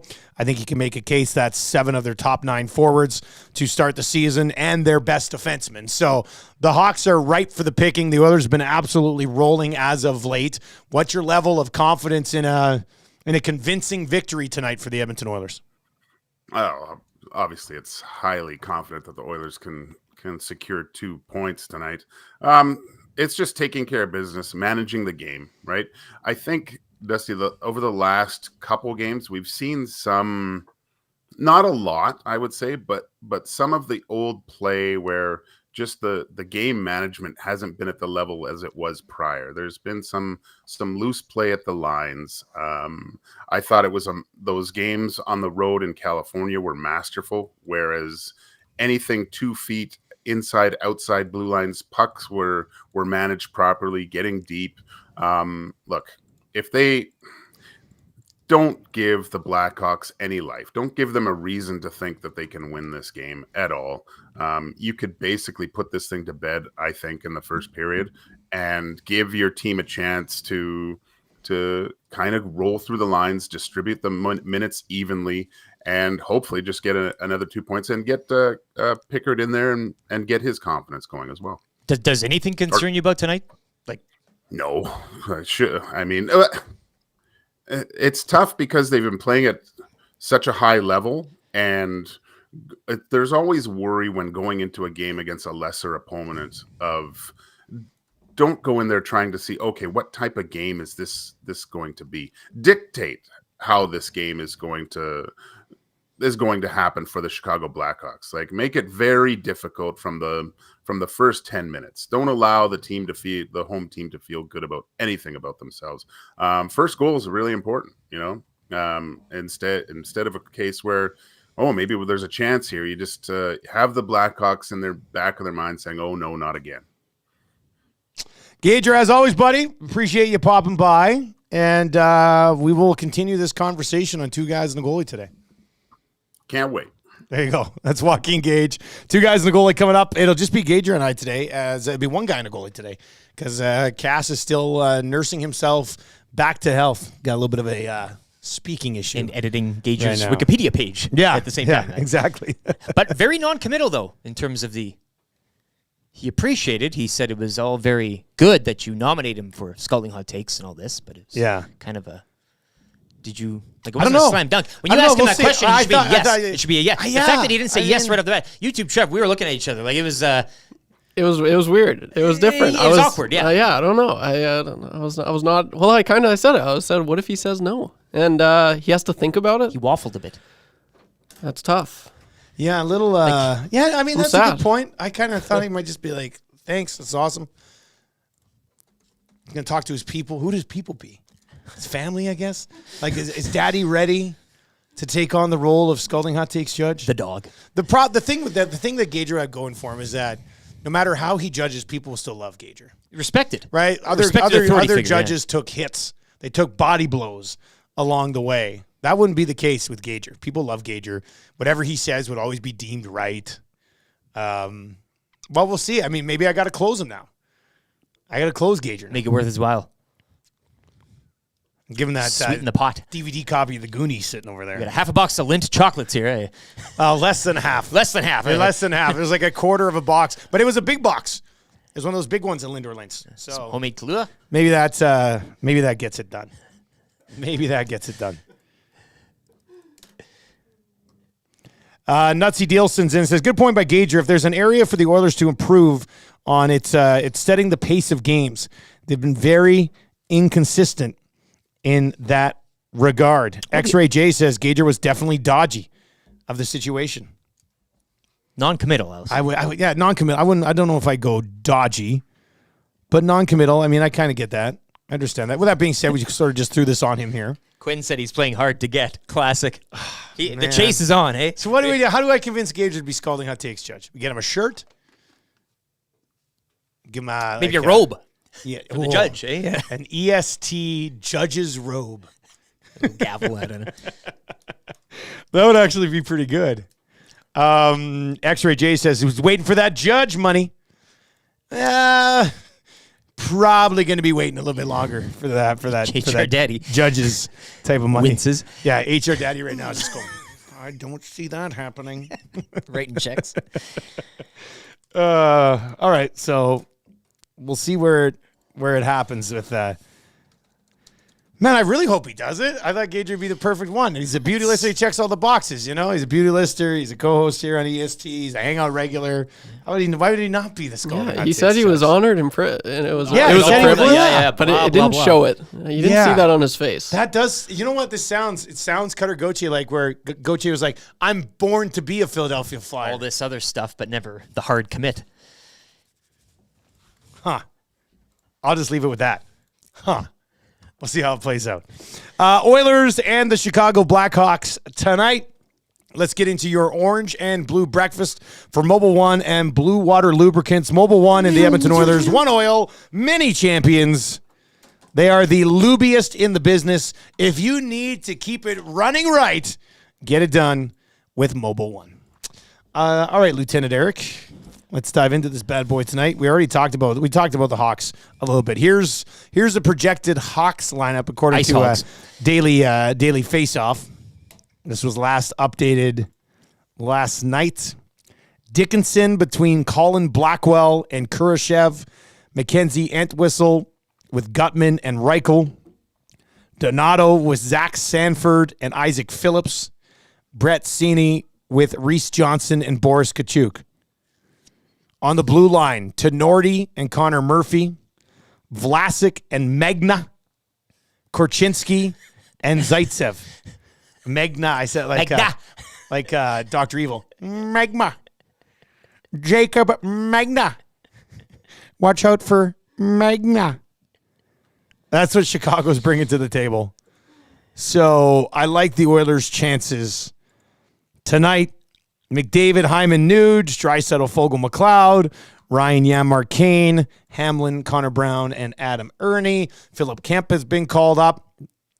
Don't see him drawing in unless there's some sort of injury, obviously, but Nurse with CC, Ekholm, Bouchard, Kulak, and Desharnais.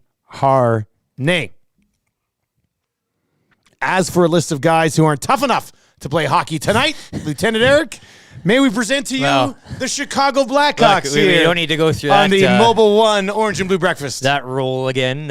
You said them all. It's worthy of a bathroom break.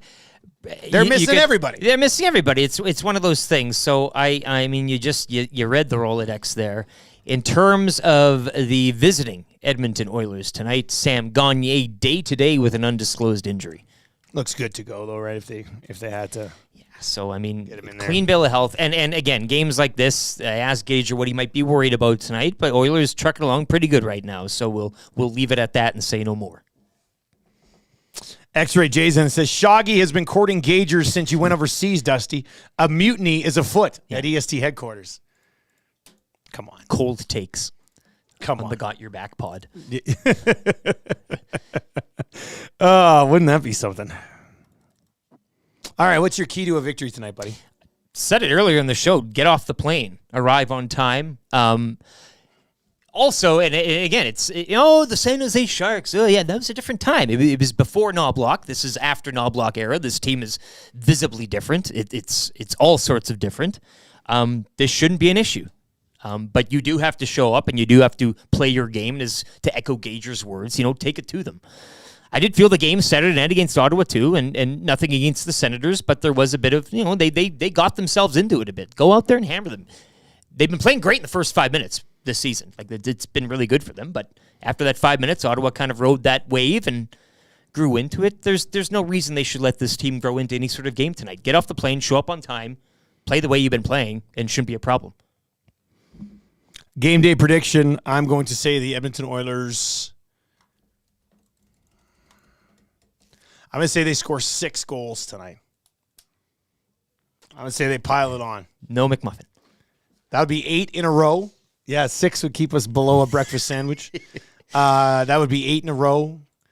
If they win all 3 in the road trip, they set a franchise record with 10 consecutive wins. The second 8-gamer this season, I do believe. 8-game streak. Yeah, it would be. Yeah, they had 8, lost 3, now have 7. I just don't see us coming in here tomorrow morning and people being like, we told you, Dusty, that was a trap game. Like the Oilers are playing so well right now, and this Hawks team is so depleted that should literally be impossible to happen tonight. They have as long as you handle yourself to win this hockey game Loomis says it. Convincingly tonight. I mean, you take a dub, you get 2 points no matter how you do it. But I would feel like they probably get it done in convincing fashion tonight. Trevor, I see you tweeted out the video. Yep. Of first shot, big hit. One shot. And then you got all those other shots in there too. Me and Eric were talking about that. That's a tough shot to make, man. What's it, over 2 chairs and a couch? You can't really get any arc Somebody on it. says, though, if you do kiss the roof, you got to yell, Roof Daddy. Roof Daddy. That's the play. Oh, Roof Daddy. That would be good. We'll eventually get to the point where we can put shots in off the roof. I was all around it. Yeah, no, you were really before consistent. I knocked it in. It's tough. He had the line drive down good. He was. Yeah, and being on the door there, it's a little bounce. Yeah, there's a little bit more bounce to it. Yeah. No, lots of trick shots this year. It's going to be pretty fun. There's going to be. I want to hit the studio shot where we sit here. No. Doors? If we move the doors and you gun it at the right angle, it's definitely possible. That's a lot of math. You're going to have a laser beam. You have to be coming in hot, but the studio shot would be the holy grail of EST mini hoop shots. You'd retire on the spot. Well, you have to. I mean, couldn't top it. there's nothing else more to do. It's literally across the entire office. But I think it can be done. You'd have to just gun it in, and you'd probably have to start kind of down here because you're not going to be able to go over the top like this from this angle. So, anyway, next time you're in picking up prizes or stuff, we'll give you a look at the studio shot and how difficult it'll be to make. Nutsy Dielson says, question for Dusty. Prior to Xmas, you had McLoud in your sights. Are you close to buying a 71 jersey? And if not, what more does he need to do to earn that jersey spot in your closet? First of all, I'll say I'm not a big jersey guy anyway. I really don't have jersey. Have you ever seen me wear a jersey? No. Hockey? Yeah. Not hockey. Yeah, you've had a... Not hockey. I got that Nordiques hoodie that kind of looks like a jersey. You had the Megatron, didn't you? I got a couple Detroit Lions jerseys. I don't even have a LeBron James jersey. That's weird. I know. Not even one for display, like a framed. No, nothing. I should get one and wear it in the summertime. with a T-shirt underneath. Yeah, with my Hardaway one. No, Yeah. T-shirt. No, Let the nipples go. I'm a T-shirt underneath guy. Anyway, so I'm not a jersey guy. I am very surprised that McLoud has been rolling the way that he's rolling. Now, it'll be interesting to see, because he was doing well before they put him with Draisaitl, right? He was starting to bear. What didn't he score in I know it was at least 3 consecutive shots. It all of a sudden went from couldn't buy one The to empty everything netter was and kind then- of going in. So we'll see where it settles in. But I still think we discussed this yesterday with Rashog during the Got Your Back Monday Morning Mandate, that in the end, when this team is making a push towards the playoffs, and maybe this is what they're doing with McLeod right now, is they're building him up, and then they can slot him back into the postseason as your third-line center and get some pretty valuable minutes out of him. Because I just don't think you can go into the playoffs with Derek Ryan and James Hamblin as your third-line centers when you have to play against that, the big six, the other big six in the West, however that sorts itself out, right? You're going to be getting the Kings, you're going to be getting the Golden Knights, you're going to be getting a Vancouver Canucks team that walked into MSG yesterday and handled the Rangers with somewhat ease. A couple of beautiful goals in that game from the Vancouver Canucks. And then on the other side, the first place, Vancouver and Winnipeg are first and second in the National Hockey League right now. And it's funny because we'll throw this out at you. If the Oilers played the Canucks in a best of 7 right now, who are you taking? It's tough. Demko's having a really nice There's year. a goaltending question there in a best of 7 that I might lean right now. Trev, who would you take? Oh, gosh. Oilers have won 15 of 18. Yeah, the Canucks man, are second place in I the know league. since November, the Oilers are first in the league with a 15-3-0 record, which is super impressive. And then follows that is it's either one of Winnipeg or Vancouver. So I like the Oilers definitely have more playoff success recently, and they've been in the playoffs. The last time Vancouver was in, what was it, 20...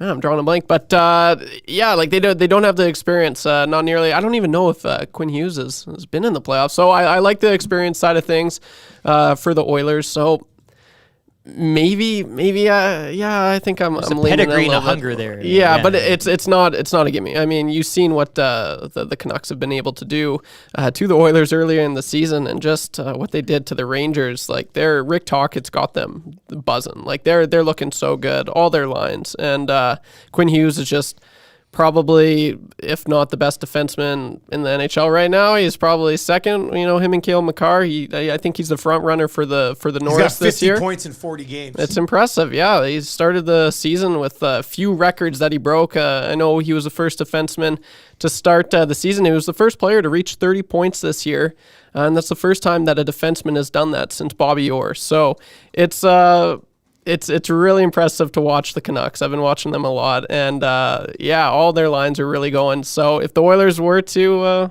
it would be close, but I mean, you can't bet against McDavid and Draisaitl is just a beast in the playoffs, and it's fun to watch. So it would be a close fight. Maybe I'm a little biased, but Oilers in 7, I'd say. Quinn Hughes played in the playoffs in 2020. Had 16 right. points in 17 games in his second year in the league. That's right. Okay. Yeah. Dude's a stud. He's a stud. There's no doubt about it.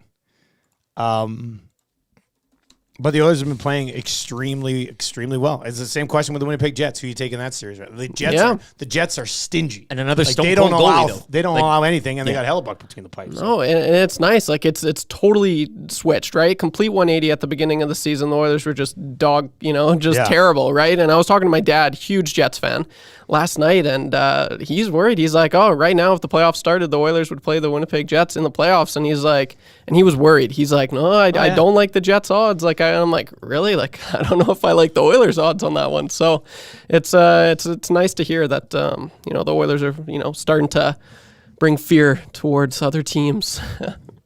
All right, let's get into the wrap for William Huff. If you want your place to look as good as ours, and it doesn't take much. These guys will get you set up.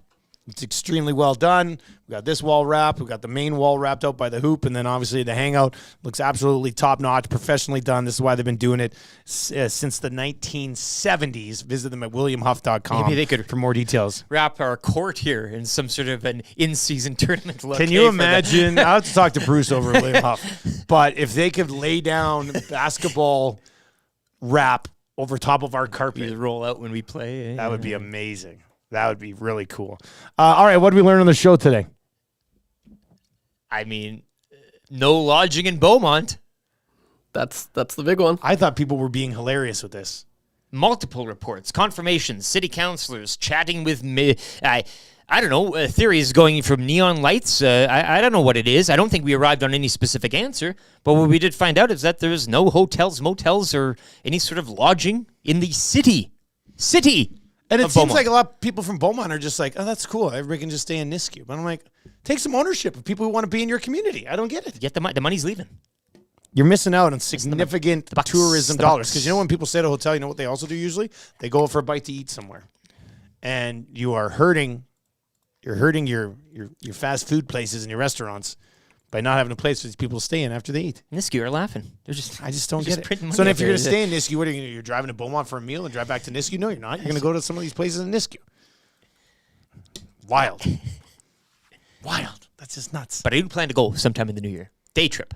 No overnighter. You're still going to do that. That's where this whole thing the came day trip. from. I have to wake up early. I'll This have all to do started that because now. you've never been. I've never been. Never stepped foot. And then that led on to the whole swinger conversation, which really took another turn. That obviously got things going pretty good. We'll get to your text of the day in just a second as well. Let's get to your sound of the day. I think we go A&W song with a Tombstone Tuesday twist. that was great. Let's do this. Here we go. How dude. Skin that smoke wagon and see what happens.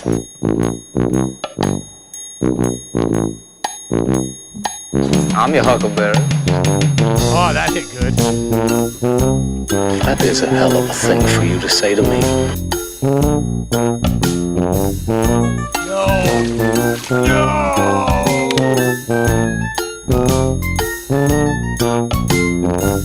You tell him I'm coming, and hell's coming with me, you hear? Hell's coming with me! Oh, you're a daisy if you do.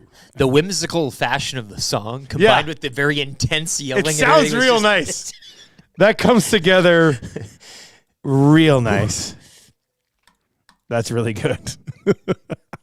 Perfect. Shout out to A&W for hooking us up with the boom, ba-da-dum, dum, dum tune, because we're gonna get a lot of run out of that. Also, can you just quickly the Popeyes thing again for people who may have missed it? I definitely want to go to that. This is a great deal. We should have our Maybe hands taking advantage of this tonight on these collectors' cups. Kayla's going to drop these off for us. This is starting yesterday, and it rolls until late February. But it is the Oilers meal, which will get you one of 4 Oilers collectors' cups. Hyman Collector Cup, available now till January 19th. January 20th to February 1st, Darnell Nurse. February 2nd to February 13th, Ekholm. February 14th, Valentine's Day to February 25th, Nugent Hopkins. So you'll get a Hyman Cup, you can get the Nurse Cup, you get the Ekholm Cup, you get the Nuge Cup. $16.99 in store. Classic chicken sandwich, mild or spicy. 6-piece nugs, regular Cajun fries, medium pop, a dipping sauce, and the Oilers Collector's Cup. These are going to move fast. If you're an Oilers fan and you want to get your hands on these things, the Hyman Cup available now, January 8th to January 19th, and you get the delicious Popeyes along the way as well, as we're coming at you from the Popeyes Louisiana Kitchen Studio. Eat like a winner. Oh, that's a great line. Eat like a winner. Good. Game Game day meal. Popeyes. That's real nice. I like that. I like that as well. All right, what are you watching? What are you watching tonight, buddy? Well, Oilers and Blackhawks, I guess, if you want to call them that. What's left of the Chicago Blackhawks right now. The remnants yes. of the Chicago Blackhawks. And you can always join and watch Tom Gazzola, YouTube Trev, and a cast of characters on the Oil Stream pre- and post-game shows tonight. Coverage starts 5 o'clock here on Edmonton Sports Talk. And, of course, they'll be knocking things down after the game. It's one of 10 games tonight. You also, following the hockey, and convenient for you time-wise, Raptors on the road visiting the LA Lakers, one of 5 games around the association this evening. A little bit worried about this. Raptors are 3-1 since they traded RJ OG Barrett Anunoby. Quickly. So those two guys have fit in nicely, and a little bit worried about that one tonight. But you're right, it is nice. Get the double dip tonight. Nice little. You might as well sports bring in night the for Dusty. Popeyes for this one. Ah, It's a Popeyes night. Get a cup for the kids. The kids love the cups. Exactly. The kids love the cups. Hyman Cup available now. The Wolf. Eat like a winner is money, guys. It is. Yeah, look at the Wolf. I know where I'm taking my Popeyes. wife for Valentine's Day, and that's that Nuge Cup for Valentine's. That's where it's at. It's an aphrodisiac. That's where it's at. That's exactly what that is. You put the Paris Jewelers gift card inside the Nuge Cup. I see Reed Wilkins is here. I didn't know Reed was in it. What's going on in the hangout today, Matty? Bellsy too? Yeah. Oh, this is a great one. It's a good one. Oh, thanks, Reed. I didn't reply to your text yesterday. Sorry, buddy. I didn't know you were going to be in today. Now I feel awkward. Is Tommy coming in, though? Yeah, he's coming in hot. It's 8:59. The hangout's supposed to start at 9. Tommy's coming in hot today. New Year's, same old What's time. he going to be in?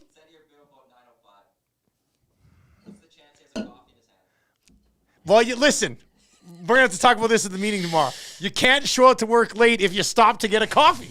That's just not how it works. Or it's coffees for the thing.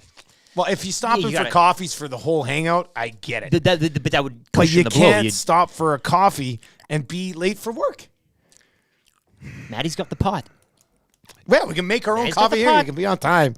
All right, Oilers and Hawks tonight. I'll be back at 11 o'clock. We'll dive into a little bit more with Huss put together. We're going to take a look at some NFL futures today on the Lock Shop. We're going to dive into the NHL slate tonight. We'll revisit that EST parlay, which is already up in Lock Shop exclusives over at coolbet.com. Pre-game show tonight at 5 o'clock with Tommy Gazzola. YouTube Trev will be around for that one as well. And then post-game tonight after a convincing victory over the Chicago Blackhawks, something we'll be breaking down tomorrow morning on the show right here on Edmonton Sports Talk for YouTube Trev and Lieutenant Eric. Tommy Gazzola coming in hot on the hangout. Also, Captain's Draft later on this month. That's going to be a lot of fun as well. Oh, there it is, Captain Morgan. I bet you I could wait till the third Bring out round the and get barrel. Captain Morgan. I bet you I could. You're planting seeds here. Is what Oh, you're am doing. I? Is that what I'm doing? Draft's 3 weeks away. Saku Koivu as well. I'm gonna have to see. I'm gonna have to think on that one. I have to think on that one a little bit. Tell your friends about Edmonton Sports Talk. Stick around. Make sure autoplay is on YouTube. If you are listening on TuneIn or at EdmontonSportsTalk.com, you'll hear a little bit of Whale and the Wolf, and then the Hangout will get fired up as well. And we'll be back tomorrow morning. Take it easy.